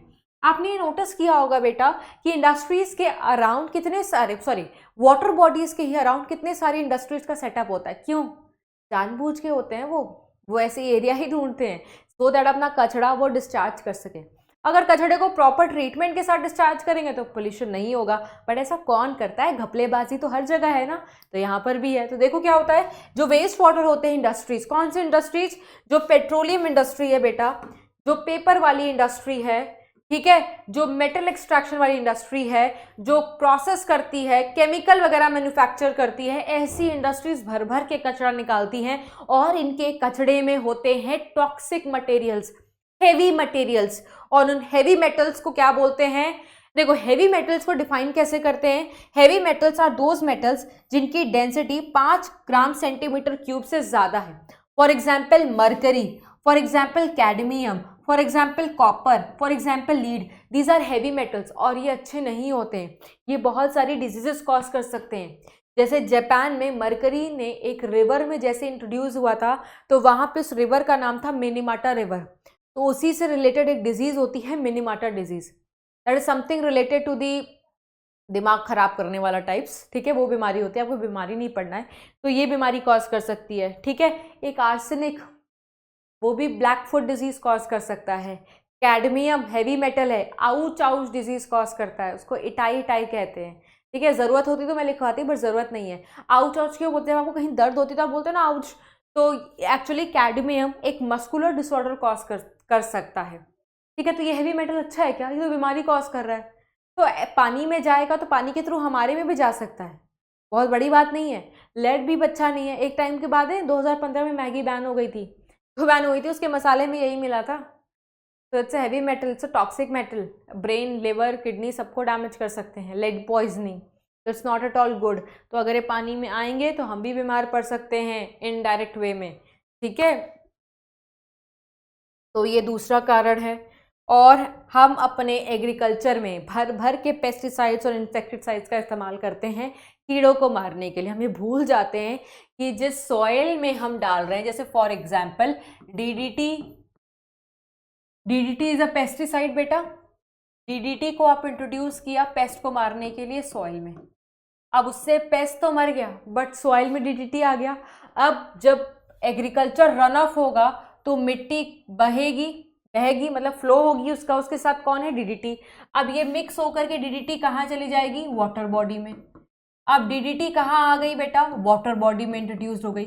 अब ये जो डीडीटी है ना, ये एक पल्यूटेंट है, ठीक है। पल्यूटेंट क्यों है, क्योंकि पल्यूशन कॉज करेगी। और पता है कैसी पल्यूटेंट है, this is a non biodegradable pollutant, non biodegradable pollutant. ये डिग्रेड ही नहीं हो सकती, जैसे प्लास्टिक नहीं डिग्रेड हो सकते, तभी इतनी तबाही मचाते हैं, तभी इनको बैन कर दिया गया है। लिमिटेड अमाउंट ऑफ प्लास्टिक्स, पहले से तो बहुत अच्छा खासा रूल बन गया है, नहीं तो पहले तो जगह जगह पर प्लास्टिक। अब तो जैसे अच्छे अच्छे शोरूम्स में जाओगे आप तो आपको पेपर बैग्स मिलते हैं, दे डोंट यूज़ प्लास्टिक्स। पहले प्लास्टिक मिलता था।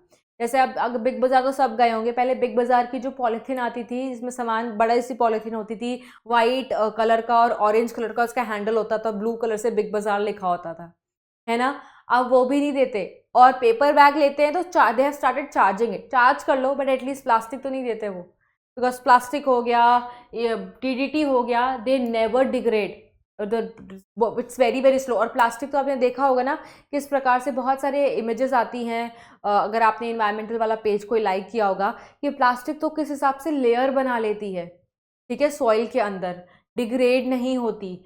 तो जो डीडीटी सॉइल में हमने बेनिफिट के लिए डाला था वो कहीं ना कहीं हमारे लिए नुकसानदायक है, बिकॉज ये ऐसी पॉल्यूटेंट है जो डिग्रेड नहीं होती और पानी में जाकर के तो अलग ही कहानी मचाती। यू नो व्हाई, क्योंकि डीडीटी डिग्रेड नहीं होती और धीरे धीरे एक्वेटिक ऑर्गेनिजम्स के टिश्यू में एक्यूमुलेट होती है। सबसे पहले फाइटोप्लैंक्टन से स्टार्ट करो फूड चेन। फाइटोप्लैंक्टन्स को कौन खा जाता है, जूप्लैंक्टन्स। तो डीडीटी पानी से गई फाइटोप्लैंक्टन में, फाइटोप्लैंक्टन से गई जूप्लैंक्टन में। जूप्लैंक्टन को कौन खा जाता है, स्मॉल फिश, स्मॉल फिश में पहुंच गई। स्मॉल फिश को कौन खा जाता है, लार्ज फिश, लार्ज फिश में पहुंच गई। लार्ज फिश को कौन खा जाता है, बर्ड्स, बर्ड्स तक पहुंच जाती है। चलो पहुंची तो पहुंची, लेकिन धीरे धीरे इसका कंसंट्रेशन बढ़ता ही चला जाता है, ठीक है, बहुत ज्यादा कंसंट्रेशन हो जाता है। जैसे जैसे ट्रॉफिक लेवल बढ़ता चला जाता है, डीडीटी का concentration keeps on increasing and this phenomena it is said to be biomagnification. ये देखो, यस, ये एनसीईआरटी का डायग्राम है। इस फिनोमिना को क्या कहते हैं बेटा, बायोमैग्निफिकेशन। मैग्निफिकेशन का मतलब होता है बढ़ना। क्या चीज बढ़ रही है, एक केमिकल की कॉन्सेंट्रेशन बढ़ती है, increase in concentration of pollutants. कौन से पॉल्यूटेंट्स बेटा, pollutants like DDT, like mercury, it gets accumulated in tissue of aquatic organism,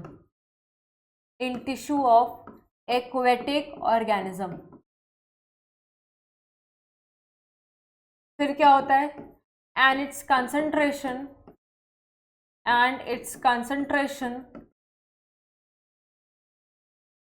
keeps on increasing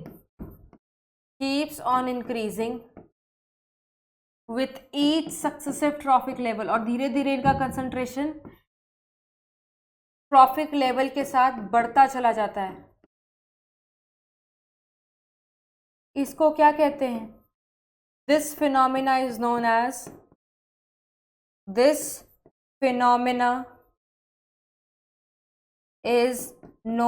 as biomagnification. आप एग्जाम्पल देख सकते हो एनसीईआरटी में, साइड में जो मैंने चिपका रखी है फिगर एनसीईआरटी की है। पानी में देखो डीडीटी का कंसंट्रेशन फाइटोप्लैंक्टॉन्स के अंदर आप देख सकते हो 0.003 पार्ट्स पर बिलियन है। फाइटोप्लैंक्टॉन्स के बाद देखो जू प्लैंक्टॉन कितने हो गए, 0.4 पार्ट्स पर मिलियन, पीपीपी से पीपीएम में आ गए। अब देखना बेटा, अब इस छोटे छोटे जानवर को एक बड़ी मछली खा जाती है। अब एक बड़ी मछली ने इतने सारे जू प्लैंक्टॉन्स खा लिए एक साथ, तो देखो इनमें कितना कंसंट्रेशन डीडीटी का मिलेगा, 0.5 पीपीएम। अब इस छोटी को मछली को बहुत बड़ी मछली ने खा लिया है, बहुत सारी मछली खा ली होंगी ऐसे वाली, तो इसके अंदर डीडीटी का कंसंट्रेशन और बढ़ गया होगा। देखो कितना पहुंच गया, 2 पीपीएम तक पहुंच गया है। उसके बाद इस लार्ज फिश को एक बर्ड ने खा लिया, ठीक है। अब इस बर्ड में देखना कितना पहुंच गया, 25 पीपीएम। स्टार्ट देखो कहाँ से किया था डीडीटी का कंसंट्रेशन 0.003 पार्ट्स पर बिलियन, और कहाँ तक पहुंच गया है बेटा, 25 पार्ट्स पर बिलियन। तो धीरे धीरे सक्सेसिव ट्रॉफिक लेवल में डीडीटी का कंसंट्रेशन बढ़ता चला गया ना, इसी फिनोमिना को हम बोलते हैं क्या, बायोमैग्निफिकेशन। ऐसा क्यों हुआ, बिकॉज डीडीटी डिग्रेड ही नहीं होती है और अपना कंसंट्रेशन बढ़ाती चली जाती है ना। अब इतना कंसंट्रेशन बर्ड्स के लिए खराब है, अच्छा है, बिल्कुल खराब है, ठीक है, because this much concentration of DDT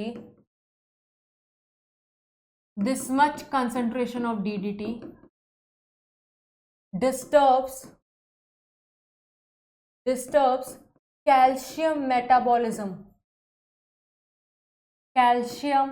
metabolism of egg shells। इनके जो अंडे होते हैं बेटा, एग शेल्स किसके बने होते हैं बेटा, कैल्शियम कार्बोनेट के। लेकिन डीडीटी का जब कंसंट्रेशन इतना ज़्यादा पहुंच जाता है बर्ड्स में, तो इनका जो कैल्शियम मेटाबॉलिज्म है, उस शेल को बनाने की जो प्रक्रिया है कैल्शियम कार्बोनेट वाली, को इकट्ठा समझ लो ऐसे, मतलब शेल जो कैल्शियम मेटाबॉलिज्म है वही खराब हो जाती है। दैट मीन्स जो इनकी शेल्स है, जो कवरिंग है, वो बहुत पतली बनती है, ठीक है। This cause thinning of eggshell, thinning of eggshell.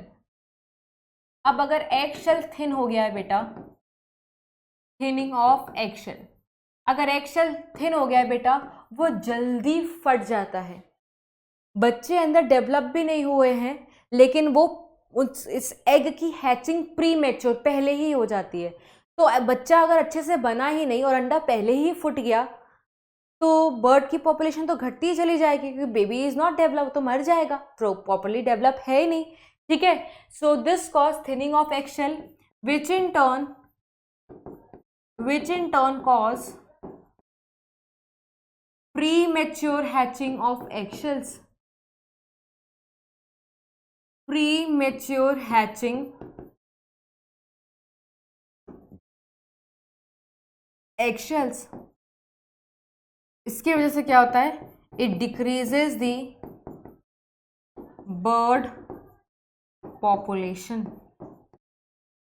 तो biomagnification is not at all good. और ये क्यों होता है, बिकॉज इतने जो फालतू के खतरनाक पेस्टिसाइड्स हम अपने एग्रीकल्चर में इस्तेमाल करते हैं, ठीक है। रादर हमें बायो कंट्रोल एजेंट्स का इस्तेमाल करना चाहिए, ऐसे पेस्टिसाइड्स को नहीं इस्तेमाल करना चाहिए, ठीक है। नेक्स्ट, इसके अलावा हम डिटर्जेंट का इस्तेमाल करते हैं, ठीक है, और डिटर्जेंट्स में होता है फॉस्फेट। जैसे गंगा किनारे हम रह रहे हैं, हम नहा भी वही रहे हैं, कपड़े भी वही धो रहे हैं, तो कपड़े जो के लिए जो डिटर्जेंट इस्तेमाल कर रहे हैं वो बह बह करके गंगा में ही तो जा रहा है। और डिटर्जेंट्स में से गुड अमाउंट ऑफ फॉस्फोरस बहुत है, तो पानी में जो फॉस्फेट पोल्यूशन हो रहा है ना, that is because of the detergents, ठीक है। और हम यूज़ करते हैं फर्टिलाइजर्स, केमिकल फर्टिलाइजर्स का भर भर के इस्तेमाल करते हैं, सो दैट प्रोडक्टिविटी इंक्रीज होता है। फिर भूल जाते हैं तो केमिकल ही, और केमिकल का साइड इफेक्ट तो होगा ही। इसीलिए माइक्रोब चैप्टर में पढ़ा था कि rather than depending on a chemical fertilisers, हमें बायोलॉजिकल ऑर्गेनिज्म को एज अ फर्टिलाइजर इस्तेमाल करना चाहिए, या आप ये कह सकते हो हमें बायो फर्टिलाइजर्स का इस्तेमाल करना चाहिए, like fungi, like mycorrhiza, like cyanobacteria, like rhizobium, like Azotobacter. इनका इस्तेमाल करो, केमिकल पे रिलाई क्यों होना है, ठीक है। यस, नेक्स्ट, लेकिन केमिकल यूज़ करना ज़्यादा ईजी है ना, लोग वही कह रहे थे दवाई खाना ज़्यादा ईजी, योग और मेडिटेशन कर लें तो ज़्यादा बेटर होता है, लेकिन नहीं, कौन इतना करेगा, सीधा दवाई खा लो, ठीक है, वही हाल है। इसके अलावा एनसीईआरटी हमें बताती है बेटा, पानी में एक्सेसिव ग्रोथ हो जाती है एल्गी की, ठीक है। तो उसको हम क्या बोलते हैं, एल्गल ब्लूम। आपने देखा होगा बेटा, जब एल्गी की एक्सेसिव ग्रोथ हो जाती है तो आपको पानी का कलर नहीं दिखाई देता, क्योंकि उसकी क्वालिटी ही खराब हो गई है। आपको सिर्फ ऐसा लगता है ग्रीन कलर की चटाई बिछी हुई है, तो वो ग्रीन चटाई नहीं है एक्चुअली में, वो एल्गल ब्लूम है जो एक्सेसिवली ग्रो कर गया है। और अगर ऐसा होता है तो वो पानी पियोगे, उसमें नहाने जाओगे? नहीं, वो गंदा पानी है, दैट्स अ पोल्यूटेड वाटर। ठीक है, तो इसीलिए एनसीईआरटी लिखती है कि अगर एल्गल ब्लूम बन जाता है, एल्गी की एक्सेसिव ग्रोथ हो जाती है, तो पानी का अपना डिस्टिंक्ट कलर ग्रीन टाइप का हो जाता है, गंदा। ठीक है, और ये क्या कॉज करता है बेटा, ये पानी की क्वालिटी को खराब कर सकता है। तुम उस पानी को किसी पर्पज के लिए यूज थोड़ी करते हो। ठीक है, और अगर वो पानी पोल्यूट हो चुका है, दैट मीन्स उसमें मछलियां नहीं रहेंगी, because it will lead to the fish mortality, fish मरने लगेंगी, क्योंकि पानी पोल्यूटेड है। अगर तो डिजॉल्व ऑक्सीजन नहीं है तो उनको ऑक्सीजन तो चाहिए ना यार, तभी तो वो रह पाती हैं। सम ब्लूम फॉर्मिंग एल्गी, जैसे एक माइक्रोसिस्टिस है, ये एल्गल ब्लूम बनाती है। ये पानी को तो खराब कर ही रही है, पानी खराब होने के मछलियां तो मर ही रही हैं, ये हमारे लिए भी अच्छी नहीं है। They are even toxic to the human beings as well, animals के लिए तो हैं। इसके अलावा एक और चीज़ एनसीईआरटी बताती है वाटर पोल्यूशन के रिस्पेक्ट में, दैट इज यूट्रोफिकेशन। यूट्रोफिकेशन क्या होता है बेटा, पानी में प्लांट एनिमल एल्गी का एक्सेसिव ग्रोथ हो जाता है। क्यों होता है? क्योंकि जो हम फर्टिलाइजर्स इस्तेमाल कर रहे हैं, जैसे ये देखो, ठीक है, सॉइल है ये, ठीक है, ये सॉइल में पौधे लगे हुए हैं बहुत सारे, ठीक है, इनमें हम फर्टिलाइजर्स इस्तेमाल कर रहे हैं, कौन से? केमिकल। ठीक है, ये फर्टिलाइजर्स में भर भर के नाइट्रोजन और फॉस्फोरस है, या इवन वैसे भी सॉइल में फिक्सेशन नाइट्रोजन की होती है और फॉस्फोरस तो प्रेजेंट ही होता है सॉइल में, क्योंकि आपको पढ़ाया है रॉक्स की वेदरिंग होती है, रॉक्स से सारा फॉस्फोरस निकल के सॉइल में आता है। अब क्या होता है बेटा, जो ये सॉइल में है, बारिश होगी, बारिश का ये पानी के साथ मिक्स होकर के ये नाइट्रोजन फॉस्फोरस कहाँ पहुँच जाएंगे? वाटर बॉडी में। अब ये वाटर बॉडी में जैसे ही नाइट्रोजन फॉस्फोरस पहुंचे, न्यूट्रिएंट का कंसंट्रेशन बढ़ गया है। इस प्रोसेस को हम बोलते हैं न्यूट्रिएंट एनरिचमेंट। और न्यूट्रिएंट एनरिचमेंट होने की वजह से क्या होता है, यहाँ पर एल्गी बहुत ज़्यादा ग्रो करने लगेगी, बहुत ज़्यादा प्लांट्स का ग्रोथ होने लगेगा और बहुत ज़्यादा एनिमल्स का ग्रोथ होने लगेगा। इसकी वजह से हमारी जो लेक है, वाटर बॉडी है, जिसको आज से 100 साल 200 साल बाद एज्ड होना चाहिए था, वो पहले ही एज्ड होकर के बैठ जाती है। ठीक है, जैसे आपको पता, अगर आप आए हो, आपकी भी एजिंग निश्चित है, लेकिन अगर आपकी एजिंग अनयूजुअल हो, आपकी एजिंग होनी चाहिए आफ्टर सम टाइम, एक एज के बाद, लेकिन आपकी एजिंग यंग स्टेज में होने लगी, तो वो एबनॉर्मल है ना, उस स्पीड में तो नहीं होनी चाहिए। तो ऐसा नहीं है कि इनकी एजिंग नहीं होती है, वाटर बॉडीज की भी एजिंग होती है, बट वो यूजुअल होनी चाहिए, नेचुरल होनी चाहिए। तो जब नेचुरल एजिंग होती है उसको हम नेचुरल यूट्रोफिकेशन कहते हैं। दैट मीन्स अगर नाइट्रोजन फॉस्फोरस हमारे सॉइल में है तो वो बह बह करके वॉश होकर के वाटर बॉडी में जाएंगे, बिल्कुल जाएंगे, जिसकी वजह से यूट्रोफिकेशन होगा। इस प्रकार के यूट्रोफिकेशन को हम नेचुरल यूट्रोफिकेशन कहते हैं। मतलब कोई एक लेक है, कोई वाटर बॉडी है, अगर उसकी एज 100 साल तक है तो उतने तक पहुंचने तक वो एज्ड होगी। Ageing is a natural phenomena. But अब क्या हो रहा है बेटा, हम भर भर के फर्टिलाइजर्स यूज कर रहे हैं। कौन? ह्यूमंस। क्योंकि ह्यूमंस को हर जगह अपनी नाक घुसानी है, बिकॉज वी आर सेल्फिश। हम चाहते हैं हर चीज का रेट बढ़ जाए, ठीक है, तो हम इनॉर्मस अमाउंट में फर्टिलाइजर ऐड कर रहे हैं। उस फर्टिलाइजर में भर भर के नाइट्रोजन फॉस्फोरस है, तो ये तेजी से जा रहा है, रेट जाने का बहुत फास्ट है। तो जो लेक 100 साल में एज होनी चाहिए थी, 1000 साल में एज होनी चाहिए थी, वो 20, 30, 40 साल में ही एज हो जा रही है। तो यूट्रोफिकेशन एक नेचुरल फिनोमिना है। But nowadays what is happening, culture या एक्सेलरेटेड यूट्रोफिकेशन, और वो इतनी तेजी से, इतनी रेट से जो यूट्रोफिकेशन हो रहा है, who is responsible? We humans are responsible. हम कुछ भी कर सकते हैं, ठीक है। तो देखो लिखा हुआ है कि यूट्रोफिकेशन नेचुरल भी हो सकता है, जैसा मैंने आपको बताया, एजिंग कुड बी नेचुरल और it could be accelerated. Natural eutrophication में देखो क्या लिखा हुआ है, ये नेचुरल एजिंग है, ठीक है, जो न्यूट्रिएंट एनरिचमेंट से होती है। This is very natural. ये नेचुरल है तो डेफिनेटली स्लो प्रोसेस होगी। अगर नेचुरल एजिंग होगी तो स्लो होगी।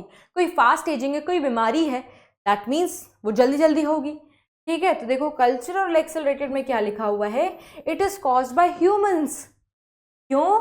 क्योंकि हम बहुत सारे क्या यूज करते हैं, फर्टिलाइजर्स, ठीक है, अपनी एग्रीकल्चर फील्ड्स में। इवन इंडस्ट्री के एफ्लुएंस में भी ऐसे कुछ सामान होते हैं जिसकी वजह से जब वो डिस्चार्ज होते हैं वाटर बॉडी में तो न्यूट्रिएंट एनरिचमेंट होता है, जिससे एजिंग बढ़ जाती है, रेट बढ़ जाता है। तो we are responsible for causing accelerated eutrophication. इसके अलावा एनसीईआरटी बताती है थर्मल पोल्यूशन। अगर मान लो बेटा किसी वाटर बॉडी का, ये वाटर बॉडी है, कोई वाटर बॉडी है और उस वाटर बॉडी का जो टेम्परेचर है वो है 10 से 15 डिग्री एवरेज टेम्परेचर। यहाँ पर कोई इंडस्ट्री लगी हुई है, फॉर एग्जांपल ये इंडस्ट्री, ठीक है, ये इंडस्ट्री कौन सी इंडस्ट्री है बेटा, ये थर्मल पावर प्लांट है। तो थर्मल पावर प्लांट का कचरा भी गर्म वाला कचरा होगा, इसीलिए ऐसे प्लांट्स के पास कूलेंट होता है जो इनके वेस्ट को ठंडा कर देते हैं। बट अगर इनका कूलेंट प्रॉपरली काम नहीं कर रहा है, या इन्होंने थोड़ी घपलेबाजी की है, कूलेंट नहीं लगवाया है, या ये नहीं कर रहे हैं, वो कूलेंट प्रॉपरली वर्क नहीं कर रहा है, ऐसा समझ लो, तो इनका कचरा जो हॉट वाटर कचरा है, हॉट वाटर वेस्ट, ये बिना ट्रीटमेंट के ऐसे ही डिस्चार्ज हो जाएगा। अब ये हॉट वाटर वेस्ट है, इसका 25 से 30 डिग्री टेम्परेचर है। इस पानी का तो 10 से 15 था ना, तो इसमें जो मछलियां रह रही थी बेटा, इन मछलियों को क्या इतने ज़्यादा हाई टेम्परेचर की रहने की आदत थी? नहीं। तो ये मछलियां they are sensitive to high temperature, ये सिर्फ इन्हीं टेम्परेचर्स में रह सकती हैं, तो ये क्या हो जाएंगी, मरने लगेंगी। तो this causes thermal pollution in the water body. क्यों मर रही है? Because it is causing thermal pollution in the water body. तो देखो क्या लिखा हुआ है, हॉट वाटर एक अनदर नोटेबल पोल्यूटेंट है जो इंडस्ट्री से निकलता है। इसमें क्या होता है, हॉट वेस्ट वाटर को रिलीज करते हैं जिसका टेम्परेचर 8 से 10 डिग्री ज्यादा हो सकता है यूजुअल टेम्परेचर से, और उसकी वजह से थर्मल पोल्यूशन होता है। और ये एक और चीज कॉज करता है बेटा, ये ऑक्सीजन के अमाउंट को घटा देता है, तभी तो मछलियां मरने लगती हैं। थर्मल वेस्ट वाटर एलिमिनेट कर देता है बहुत सारे ऑक्सीजन ऑर्गेनिजम्स को जो सेंसिटिव है। अगर कोई ये फिश हाई टेम्परेचर सेंसिटिव है, मर जाएगी। अगर कोई प्लांट सेंसिटिव होगा वो भी मर जाएगा, ठीक है। और बहुत सारे हमारे फ्लोरा एंड फाउना है इसी तरीके से मर जाते हैं because of the thermal pollution. तो ये सारी बातें हमारी किसकी थी बेटा, ये सारी बातें हमारी थी वाटर पोल्यूशन की। अब जैसा आपको बताया हुआ है बेटा, हर पोल्यूशन के साथ what is there, with every pollution you have to study a case study. इसमें आप एक लाइव एग्जाम्पल पढ़ते हो, ठीक है। जैसे हमने पढ़ा था दिल्ली के वेहिकुलर पोल्यूशन का, एयर पोल्यूशन में। वाटर पोल्यूशन में आपको पढ़ना है फोम के बारे में। फोम का फुल फॉर्म है फ्रेंड्स ऑफ अर्काटा मार्श। ये जो अर्काटा है ना बेटा, एक छोटा सा टाउन है इन कैलिफोर्निया, ठीक है। तो देखो क्या लिखा हुआ है, Arcata is a small town situated along the north coast of the California.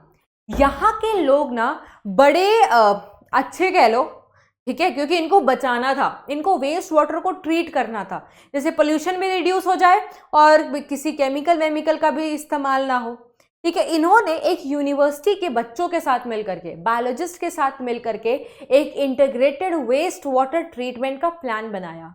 तो देखो क्या लिखा हुआ है, यहाँ के टाउन पीपल, अर्काटा के लोगों ने along with the biologist students of Humboldt state university, student कह लो, बायोलॉजिस्ट रिसर्चर्स भी हो सकते हैं बेटा, प्रोफेसर्स भी हो सकते, बायोलॉजिस्ट हम्बोल्ट स्टेट यूनिवर्सिटी के, इन्होंने मिल करके उनके साथ एक इंटीग्रेटेड वेस्ट वाटर ट्रीटमेंट बताया।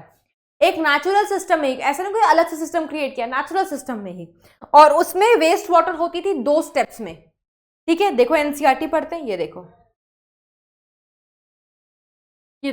Waste water including sewage can be treated in a integrated manner by utilizing a mix of artificial and natural processes। इसमें आर्टिफिशियल तरीके का भी इस्तेमाल किया, नेचुरल तरीके का भी इस्तेमाल किया, और इस तरीके से वेस्ट वाटर को ट्रीट किया। कैसे? An example of such initiative is in the town of Arcata, जो सिचुएटेड है नॉर्थ कोस्ट ऑफ कैलिफोर्निया में। इन्होंने कोलैबोरेट किया बायोलॉजिस्ट के साथ, कौन से यूनिवर्सिटी के, हम्बोल्ट स्टेट यूनिवर्सिटी, और इन्होंने डेवलप किया integrated waste water treatment process, ठीक है। इनमें क्लीनिंग जो होती थी बेटा, आप देखो 2 स्टेजेस में होती थी। क्लीनिंग अकर इन 2 स्टेजेस, क्लीनिंग अकर इन 2 स्टेजेस। सबसे पहले स्टेज में देखो ये क्या करते थे बेटा, सेडिमेंटेशन करते थे, जैसे आप केमिस्ट्री में नहीं करते हो, मैंने आपको पढ़ाया भी था। कहाँ पर, माइक्रोब्स इन ह्यूमन वेलफेयर में मिट्टी और पानी को घोलो, एक बीकर में छोड़ दो, डिस्टर्ब मत करो, मिट्टी नीचे बैठ जाती है, पानी ऊपर, उसको हम सेडिमेंटेशन कहते हैं। तो सेडिमेंटेशन कराओगे, मिट्टी मिट्टी अलग हो जाएगा, जो बड़े बड़े पार्टिकल हैं पहले ही छान लेते हो, जैसा आपने पढ़ा था फिल्टरिंग, और क्लोरीन ट्रीटमेंट कर लो। ठीक है, तभी जब आप वेस्ट वाटर ट्रीटमेंट, कभी कभी पानी पीते ना, क्लोरीन का टेस्ट क्यों आता है, क्योंकि क्लोरीन ट्रीटमेंट का इस्तेमाल होता है उसमें, जितने भी गंदे चीज़ें हैं उनको हटाने के लिए। बट इन सारों चीज़ों के बाद अभी भी पानी के अंदर जो हैवी मेटल्स है वो साफ नहीं हुआ है। तो एनसीईआरटी देखो क्या लिखती है, सेडिमेंटेशन कराया, फिल्टरिंग कराई, क्लोरीन ट्रीटमेंट कराया, इस स्टेजेस के बाद अभी भी बहुत सारे डेंजरस पोल्यूटेंट्स हैं, लाइक हैवी मेटल्स अभी भी हैं। इन हैवी मेटल्स को ट्रीट करने के लिए एक बहुत इनोवेटिव अप्रोच लिया गया था, जहां पर बायोलॉजिस्ट ने डेवलप किया series of 6 connected marches over 60 hectares of marshland. एक एरिया लिया, उस एरिया में 6 लैंड्स, मार्शी लैंड्स कनेक्टेड थे, खेत समझ लो तो, ठीक है। वो खेत का एरिया कितना था, 60 हेक्टेयर का, और उसमें कितने प्लॉट्स थे, 6 प्लॉट्स थे आपस में कनेक्टेड। उसमें क्या इन्होंने छोड़ दिया, इसके बाद का पानी, इस पहले सेडिमेंटेशन किया, फिल्ट्रेशन की, क्लोरीन की, इसके बाद भी बेटा हेवी मेटल्स रह जाते हैं, हेवी मेटल्स स्टिल देयर। ठीक है, अब आप चाहते हो कि उस पानी से हेवी मेटल्स भी चले जाएं, तो इन्होंने उस पानी को एक नेचुरल सिस्टम में, ठीक है, 60 हेक्टेयर्स का लैंड था, और इस लैंड पे 6 कनेक्टेड मार्शेस हैं, तो इस पानी को यहाँ छोड़ दिया गया। और इस फील्ड में, इन 6 कनेक्टेड मार्शेस में इन्होंने ऐसे प्लांट्स लगाए हुए थे, ऐसे एल्गी लगाए हुए थे, ऐसे फंजाई लगाए हुए थे, ऐसे एनिमल्स लगाए हुए थे, जो उस वेस्ट वाटर में से नेचुरली पोल्यूटेंट्स को एब्जॉर्ब कर लेते हैं, एसिमिलेट कर लेते हैं, न्यूट्रलाइज कर देते हैं। तो जब वेस्ट वाटर इस एरिया से पास होकर के निकलेगा, तो जब ये अल्टीमेटली बाहर आएगा तो वो पानी बिल्कुल साफ होगा, क्योंकि पॉल्यूटेंट सारे यहीं रह गए। देखो एनसीईआरटी लिखती है, एप्रोप्रिएट प्लांट्स को, एल्गी को, फंजाई को, बैक्टीरिया को वहां लगाया गया है, जो नेचुरली उस पॉल्यूटेंट को न्यूट्रलाइज, एब्जॉर्ब एंड एसिमुलेट कर लेते हैं। तो जब पानी बह करके उससे बाहर आता है, इट गेट्स प्यूरिफाइड नेचुरली। तो इसमें आर्टिफिशियल, नेचुरल दोनों का इस्तेमाल करके हमने एक वेस्ट वाटर को ट्रीट किया। ये ट्रीटमेंट को हम integrated waste water treatment plan कहते हैं। किसने किया था, टाउन पीपल ने, biologist of Humboldt state university के साथ मिल करके। तो which is a very good way ना, हम स्कूल में तो ग्रुप्स ही बनाने लेते हैं, कभी लड़ाई करते हैं, कभी कुछ करते हैं। इनको देखो कितना अच्छा काम किया इन्होंने। तो तुम भी ऐसी मोटिवेशन लाओ अपने अंदर, ठीक है, कुछ इनोवेटिव करो जैसे इन्होंने किया था। ओके, इसके बाद हमारी एनसीईआरटी एक और एग्जाम्पल देती है कि वेस्ट, सॉरी, जो वाटर है हम बहुत ज़्यादा वेस्ट करते हैं। यस, एनसीईआरटी कहती है, आपने नोटिस किया होगा, बाय फ्लशिंग वन टाइम मतलब जो वेस्टेज क्रिएट होती है पानी की, कितना इनॉर्मस अमाउंट ऑफ पानी वेस्ट हो जाता है ना। लिखा है एनसीईआरटी ने, आपने पढ़ा होगा, और पढ़ा क्या होगा, आपको पता है कि फ्लशिंग क्रिएट्स इतना सारा वेस्टेज ऑफ वाटर, है ना। तो एनसीईआरटी ने उसको कहा है कि सॉल्व किया जा सकता है अगर इको सैंड टॉयलेट्स हो, इको सैनिटेशन हो।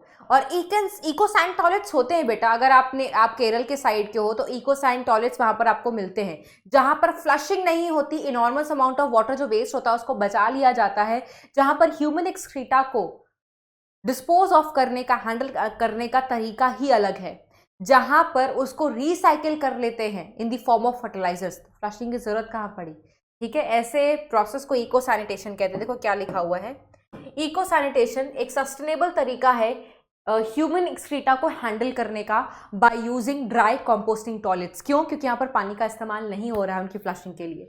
ये जो कंपोस्टिंग मेथड है, इसमें नेचुरली तुम्हारा ह्यूमन एक्सक्रीटा रिसाइकिल किया जाता है एज ए नेचुरल फर्टिलाइजर्स।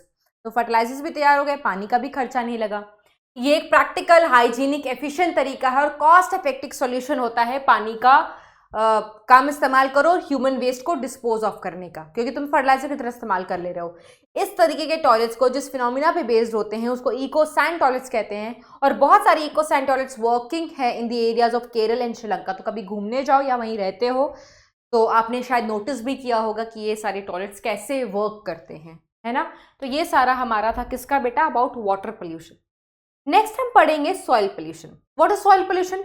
वो कोई भी चीज जो सॉइल के, जो शुरुआत में ही मैंने सारे पोल्यूशन के हेडिंग लिखवाए थे, वो कोई भी चीज जो सॉइल के कैरेक्टरिस्टिक्स को हैम्पर करती हो, और अगर सॉइल खराब होगा तो हमारे प्लांट्स भी खराब होंगे, और सॉइल में अगर पोल्यूशन होता है तो ले दे करके वो पानी में ही जाता है, तो it is going to create the water pollution as well. तो वो कोई भी चीज जो सॉइल के फिजिकल और केमिकल कैरेक्टरिस्टिक्स को खराब करती है, ऑल्टर करती है, चेंज करती है, that is called as pollutant, और इस फिनोमिना को सॉइल पोल्यूशन कहते हैं। तो सॉइल पोल्यूशन किन वजहों से होता है? मेजर रीजन है इसका सॉलिड वेस्ट। तो आओ चलो पढ़ लेते हैं। सॉलिड वेस्ट को हम डिस्कार्ड कर लेते हैं। क्यों? क्योंकि ये वो लेफ्ट ओवर सॉलिड मटेरियल्स होते हैं बेटा, जो कि हमारी एक्टिविटी से प्रोड्यूस होते हैं। जैसे घर में बेटा बहुत सारे कचड़े हैं, जो रोज झाड़ू लगाती है मम्मी या मेड, तो निकलता है कचरा, तो उसको इकट्ठा थोड़ी करते हो, उन कचड़े को हटा देते हो। जो भी सॉलिड वेस्ट निकलता है, ठीक है, उसमें एल्यूमिनियम के कैंस हो सकते हैं, ठीक है, उसमें जैसे आपने दिवाली के समय में कितना सारा कूड़ा निकाला होगा, they all of what solid waste. Solid waste कहाँ से जनरेट होता है? हॉस्पिटल, ऑफिसेज, घर, ठीक है, इन यहाँ से जो भी कचरा निकलता है उनको सॉलिड वेस्ट कहा जाता है। अब ये हमारे काम का है नहीं, तभी तो हम इसको फेंकते हैं। काम का होता तो क्यों फेंकते? खराब प्लेट्स तुम फेंक देते हो, एल्युमिनियम के बर्तन तुम उठा के फेंक देते हो, ठीक है, तो सारे सॉलिड वेस्ट में कंसिडर किए जाते हैं। और क्योंकि खराब है, हमारे काम का है नहीं, इसलिए इसको रबिश और ट्रैश भी एज अ सिनोनिम्स इस्तेमाल किया जाता है। तो तुम्हारे म्युनिसिपल वेस्ट, इंडस्ट्री से जो कचरा निकलता है, हॉस्पिटल जो वेस्ट होता है, हॉस्पिटल वेस्ट हैजार्डस होता है, इलेक्ट्रॉनिक वेस्ट, ये जो बैटरीज वगैरह होती हैं बेटा, ये सब as a solid waste consider की जाती हैं। जो सॉलिड वेस्ट होते हैं ये हमारे लैंड पोल्यूशन के लिए भी रिस्पॉन्सिबल, बिकॉज तुम कचरा फेंक कहाँ रहे हो? ये जो प्लास्टिक तुम फेंकते हो सॉइल में तो फेंक रहे हो, लैंड पे ही तो फेंक रहे हो, तो that is going to create a landscape pollution. अब पोल्यूशन है, पोल्यूटेंट्स के बारे में भी पता है, तो ये भी पता होगा हम इसको हैंडल कैसे करते हैं। इनका डिस्चार्ज मतलब कम से कम यूज हो तो ऑब्वियसली पोल्यूशन भी कम होगा। कैसे करते हैं हैंडल, कैसे करने का तरीका इनका डिस्पोज करने का, तो आओ चलो देखते हैं बेटा।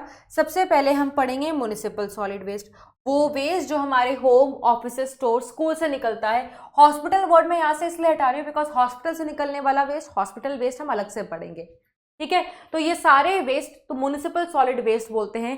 तो आपने देखा होगा जगह जगह का अपना एक म्युनिसिपल कॉरपोरेशन है। सुबह सुबह आती है गाड़ी ना, कचरा वाला आया, कचरा निकालो घर से। और दिल्ली में तो बचता है, दिल्ली में भी इलाकों में अलग बचता है। जैसे आपने सुना होगा स्वच्छ भारत अभियान, कोना कोना निर्मल होगा, स्वच्छ रहेगा ये भारत, सुना है ना? अलार्म होता है बहुत लोगों का, इस पर बड़े सारे मीम्स बने, ठीक है, कि देखो कैसे उड़ते हैं, बाकी जगह के लोग कैसे उड़ते हैं, और जहाँ पर म्युनिसिपल कॉर्पोरेशन की गाड़ी आती है वहाँ के लोग कैसे उड़ते हैं। तो सबने देखा होगा, बहुत नॉर्मल चीज़ है कि म्युनिसिपल सॉलिड वेस्ट को कैसे हैंडल किया जाता है, ठीक है।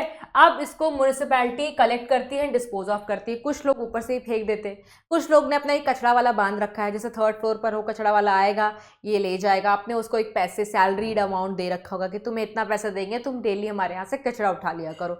कुछ लोग ने सीधा अपने उस ट्रक में ही डालते हैं कचरा, जब वो गाती तो सायरन बजता है, सबको पता चल जाता है ट्रक वाली कचड़े वाली गाड़ी आ गई है, ठीक है, कचरा वाला आया, घर से कचड़ा निकाल। आप कमेंट करके बताना तुम्हारी लोकेलिटी में क्या क्या सॉन्ग बजता है, ठीक है।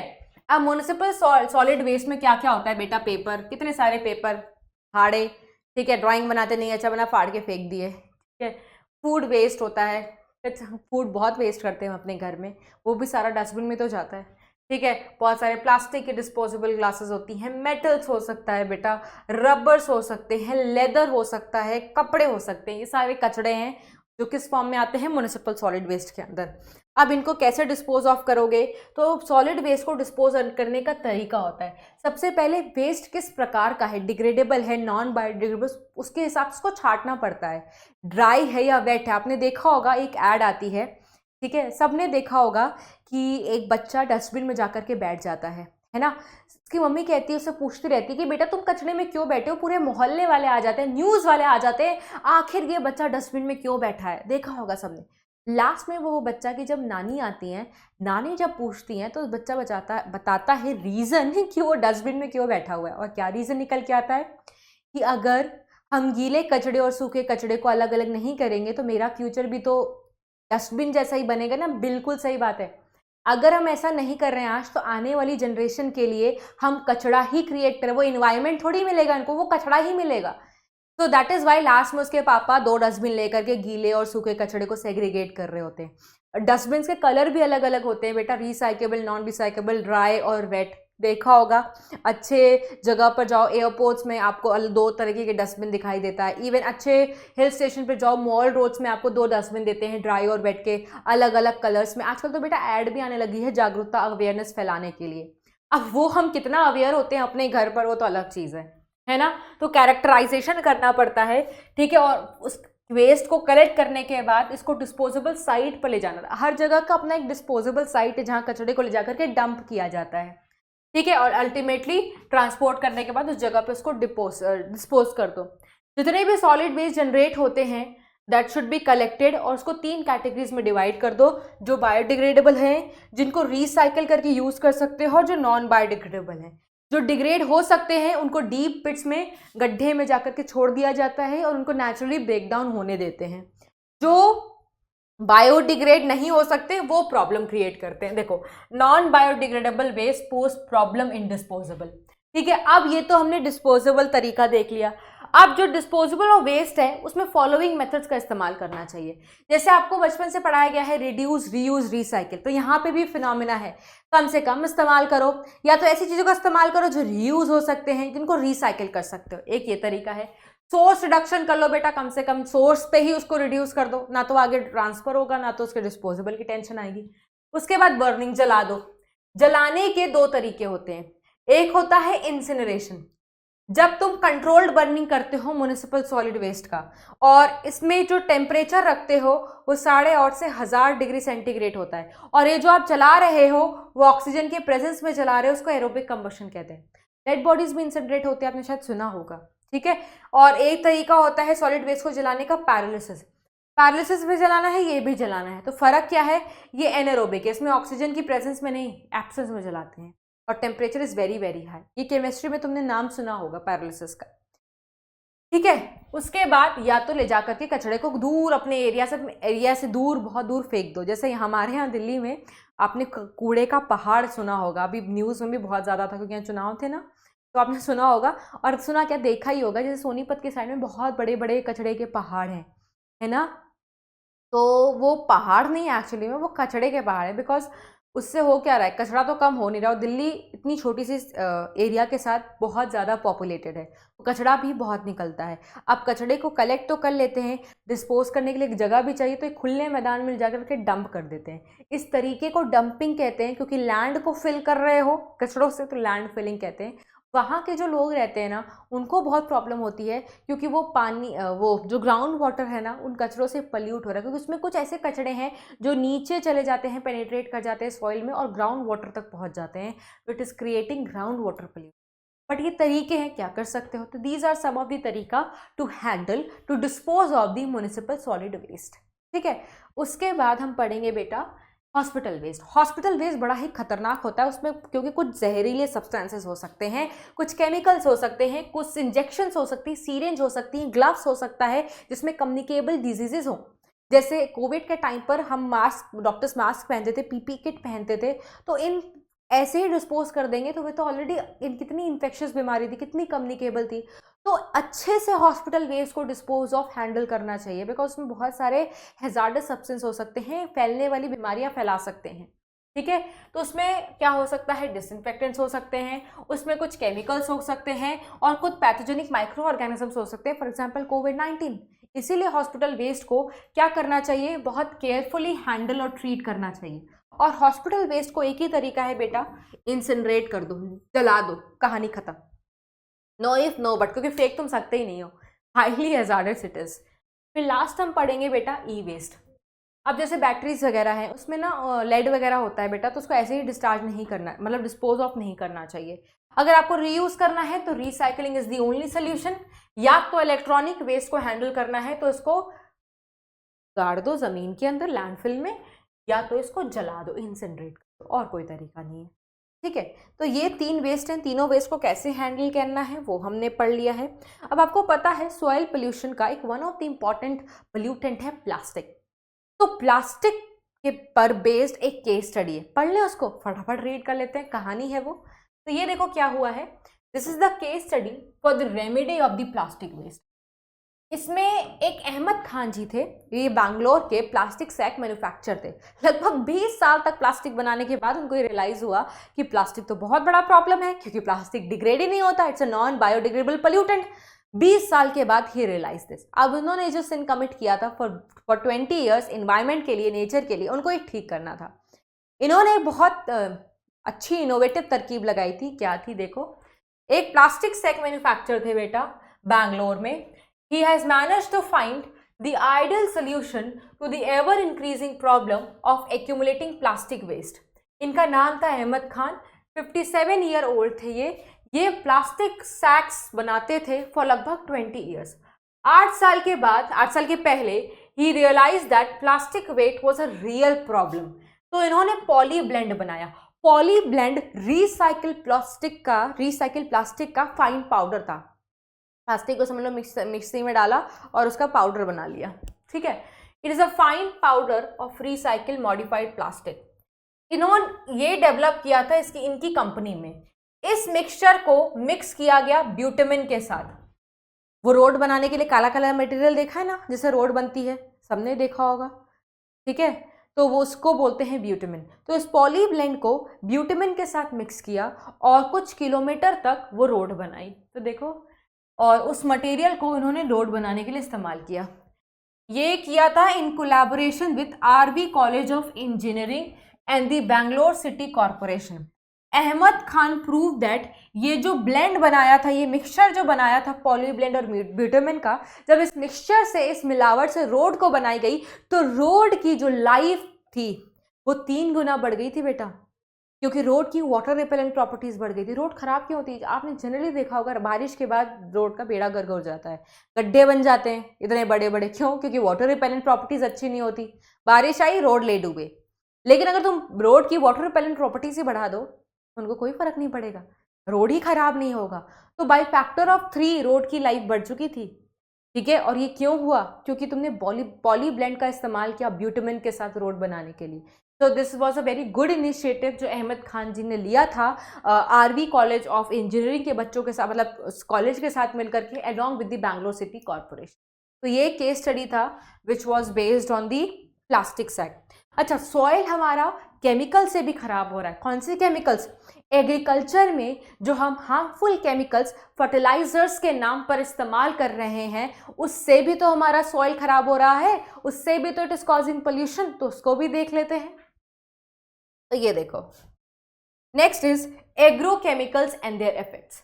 ग्रीन रिवोल्यूशन के लिए, क्योंकि ग्रीन रिवोल्यूशन में ट्रेमेंडस इंक्रीज हुआ है पॉपुलेशन का, आपको पढ़ाऊंगी ग्रीन रिवोल्यूशन स्ट्रैटेजीज वाले चैप्टर में, उसको कराने के लिए हमने भर भर के क्या यूज किया है? इनऑर्गेनिक फर्टिलाइजर्स ऑन पेस्टिसाइड्स, जिसकी वजह से क्रॉप प्रोडक्शन तो बढ़ गया, बट हम ये भूल गए ये दोनों ही केमिकल्स हैं जो सॉइल की क्वालिटी को, इसके कैरेक्टरिस्टिक्स को खराब कर देंगे, डिस्टर्ब कर देंगे परमानेंटली। एक ऐसा भी टाइम आ सकता है कि सॉइल ही इनफर्टाइल हो जाए, बंजर हो जाए, कोई प्लांट लाइफ को सपोर्ट ही ना कर सके, वो हम भूल गए। ठीक है, तो पेस्टिसाइड्स जिसमें इंसेक्टिसाइड्स, फंजीसाइड्स आते हैं, वीडीसाइड्स आते हैं, इनका बहुत ज़्यादा एप्लीकेशन होने लगा था पेस्ट वगैरह को कंट्रोल करने के लिए, वीड्स को कंट्रोल करने के लिए एग्रीकल्चर सिस्टम में। ये जो एक्सेसिव इनऑर्गेनिक फर्टिलाइजर्स है, ये हमारे सॉइल को कंटामिनेट, पोल्यूट करते हैं। साथ ही साथ सॉइल खराब होगी, बताया ना, किस पे इम्पैक्ट पड़ता है? ग्राउंड वाटर पर। तो ग्राउंड वाटर भी पोल्यूट होता है। ये जो इनऑर्गेनिक न्यूट्रिएंट्स होते हैं लाइक फॉस्फेट एंड नाइट्रेट बेटा, ये सॉइल में तुम डाल रहे हो, बट मैंने बताया था ना ये बह करके कहाँ चले जाते हैं? वाटर बॉडी में। तो ये यूट्रोफिकेशन भी कॉज कर सकते हैं। और अगर तुम्हारे पानी में नाइट्रेट है तो नाइट्रेट पोल्यूशन भी हो सकता है। आपने पढ़ा होगा नाइट्रेट पोल्यूशन से एक ब्लू बेबी सिंड्रोम बीमारी होती है हमारे में। ठीक है, तो आप देखो ये अच्छा है केमिकल्स को यूज करना? नहीं, हम सॉइल को खराब कर ही रहे हैं, इन रिटर्न हमें भी प्रॉब्लम होगी इससे। तो क्या करना चाहिए? केमिकल्स इस्तेमाल करना चाहिए? केमिकल वाले फर्टिलाइजर इस्तेमाल करने चाहिए? नहीं, बायो फर्टिलाइजर इस्तेमाल करने चाहिए। तो एग्रो केमिकल्स के पर बेस्ड एक केस स्टडी है which is completely based on organic farming. हमारे हरियाणा में सोनीपत में एक रहने वाले किसान हैं, फार्मर हैं, जिनका नाम है रमेश चंद्र दागर। इन्होंने वहां पर हरियाणा किसान वेलफेयर क्लब नाम से यूनिट बना रखी है और उसमें सिर्फ और सिर्फ ये ऑर्गेनिक फार्मिंग करते हैं। ऑर्गेनिक फार्मिंग में कोई वेस्ट ही जनरेट नहीं होता, क्योंकि एक प्रोसेस का वेस्ट उसको ये रिसाइकल करके दूसरी जगह इस्तेमाल कर लेते हैं। जैसे इन्होंने गाय भैंस पाल रखी है, डेयरी मैनेजमेंट करते हैं, उसका प्रोडक्ट इस्तेमाल करते हैं और उसके गोबर को एज अ फर्टिलाइजर इस्तेमाल कर लें। गोबर हमारे लिए वेस्ट है बट उनके लिए वेस्ट नहीं है, उस वेस्ट को एज अ मेन्योर इस्तेमाल कर ले रहे हैं। उनके पास बी कीपिंग है, ठीक है, वो उनके पास रेन वाटर हार्वेस्टिंग है, हर चीज है। तो जो जीरो प्रोसीजर वेस्ट है, साइक्लिक वेस्ट है, एक वेस्ट दूसरे साइकिल में इस्तेमाल हो जाता है किसी यूजफुल तरीके में। तो बेस्ट तरीका है रिसोर्स को यूटिलाइज करने का, कोई वेस्ट नहीं होता और बढ़िया तरीके से इनका सारा एक्टिविटी उसमें चलता है। देखो एनसीईआरटी क्या कहती है, case study of organic farming. ये एक इंटीग्रेटेड ऑर्गेनिक फार्मिंग है जिसको साइक्लिकल और जीरो वेस्ट प्रोसीजर कहते हैं, जहां पर जो वेस्ट होता है एक प्रोसेस का, इसको साइकिल कर लेते हैं in the form of nutrients for the other process. जैसे गोबर can be use as a manure agriculture में, ठीक है। इसकी वजह से मैक्सिमम यूटिलाइजेस तुम कर सकते हो रिसोर्स का, जिसकी वजह से इसकी प्रोडक्शन की एफिशिएंसी बढ़ जाती है, ठीक है। रमेश चंद्र दागर एक फार्मर है सोनीपत हरियाणा में, ये यही काम कर रहे हैं। He includes bee keeping, dairy management, water harvesting, composting, compost को तैयार करना, agriculture in a chain of process. ये सारे प्रोसेस एक दूसरे को किसी ना किसी तरीके से सपोर्ट करते हैं and allow extremely economical and sustainable venture, क्योंकि वेस्ट नहीं जनरेट हो रहा ना, और जो वेस्ट है वो दूसरे प्रोसेस का न्यूट्रिएंट बन जाता है। There is no need to use chemical fertilisers, क्योंकि यहाँ पर तो हम गोबर का ही इस्तेमाल कर लेंगे एज अ नेचुरल फर्टिलाइजर। जो क्रॉप वेस्ट निकलता है हार्वेस्टिंग के बाद, it is use to create a compost which can be use as natural fertiliser, या तो इसको नेचुरल गैस बनाने के लिए इस्तेमाल कर सकते हैं, ठीक है। enthusiastic about spreading information and help on the practice of integrated organic farming, ये सब सिखाते भी बेटा, इस इनका क्लब है और उस क्लब में बेटा 5000 फार्मर्स की मेंबरशिप भी है, ठीक है। तो ये जो है ना मैंने पढ़ाया है बेटा, ये लाइन से मैंने लिखा भी हुआ है कि एक साइक्लिक प्रोसीजर है, जीरो वेस्ट प्रोसीजर है। ये किसके रिस्पेक्ट में है? ऑर्गेनिक फार्मिंग के रिस्पेक्ट में ये सारी बातें हैं, ठीक है। इसमें मैक्सिमम यूटिलाइजेशन होता है रिसोर्स का, वेस्ट वाटर एक प्रोसेस का साइकिल कर लेते हैं from the other process, this allows the maximum utilisation of resources. ये सारी की सारी बातें किसकी हैं? ऑर्गेनिक फार्मिंग की। तो अगर ऑर्गेनिक फार्मिंग पे बोले प्रकाश डालिए तो ये सारी बातें आप लिख सकते हैं। What is organic farming? जब खेती करो, फार्मिंग करो बिना किसी केमिकल के, सिर्फ नेचुरल चीज़ों का इस्तेमाल करके, बायो फर्टिलाइजर का इस्तेमाल करके, ठीक है। और ये इसका किसके लिए एग्जाम्पल है? रमेश चंद्र दागर के, ठीक है। ओके, इसके बाद हम नेक्स्ट चीज़ें पढ़ेंगे। रेडियो एक्टिव वेस्ट क्या होता है, उनसे क्या पोल्यूशन क्रिएट होते हैं, ग्लोबल वार्मिंग क्या होता है, ग्रीन हाउस इफेक्ट क्या होता है, तो ये सब हम पढ़ने वाले हैं नेक्स्ट लेक्चर में। तो आज के इस लेक्चर के लिए इतना ही। तो जो बच्चों को रिलेटेड पोर्शंस के टॉपिक चाहिए था, हियर इट इज़। अगले लेक्चर में शायद ये चैप्टर ख़त्म हो जाए, तो एक और चैप्टर जो रिलेटेड है बाकी के बोर्ड्स में, वो भी हम कर लेंगे। तो bye bye and take care बेटा, रिवाइज कर लेना, रिवाइज करके आना नेक्स्ट लेक्चर में। Bye bye everyone.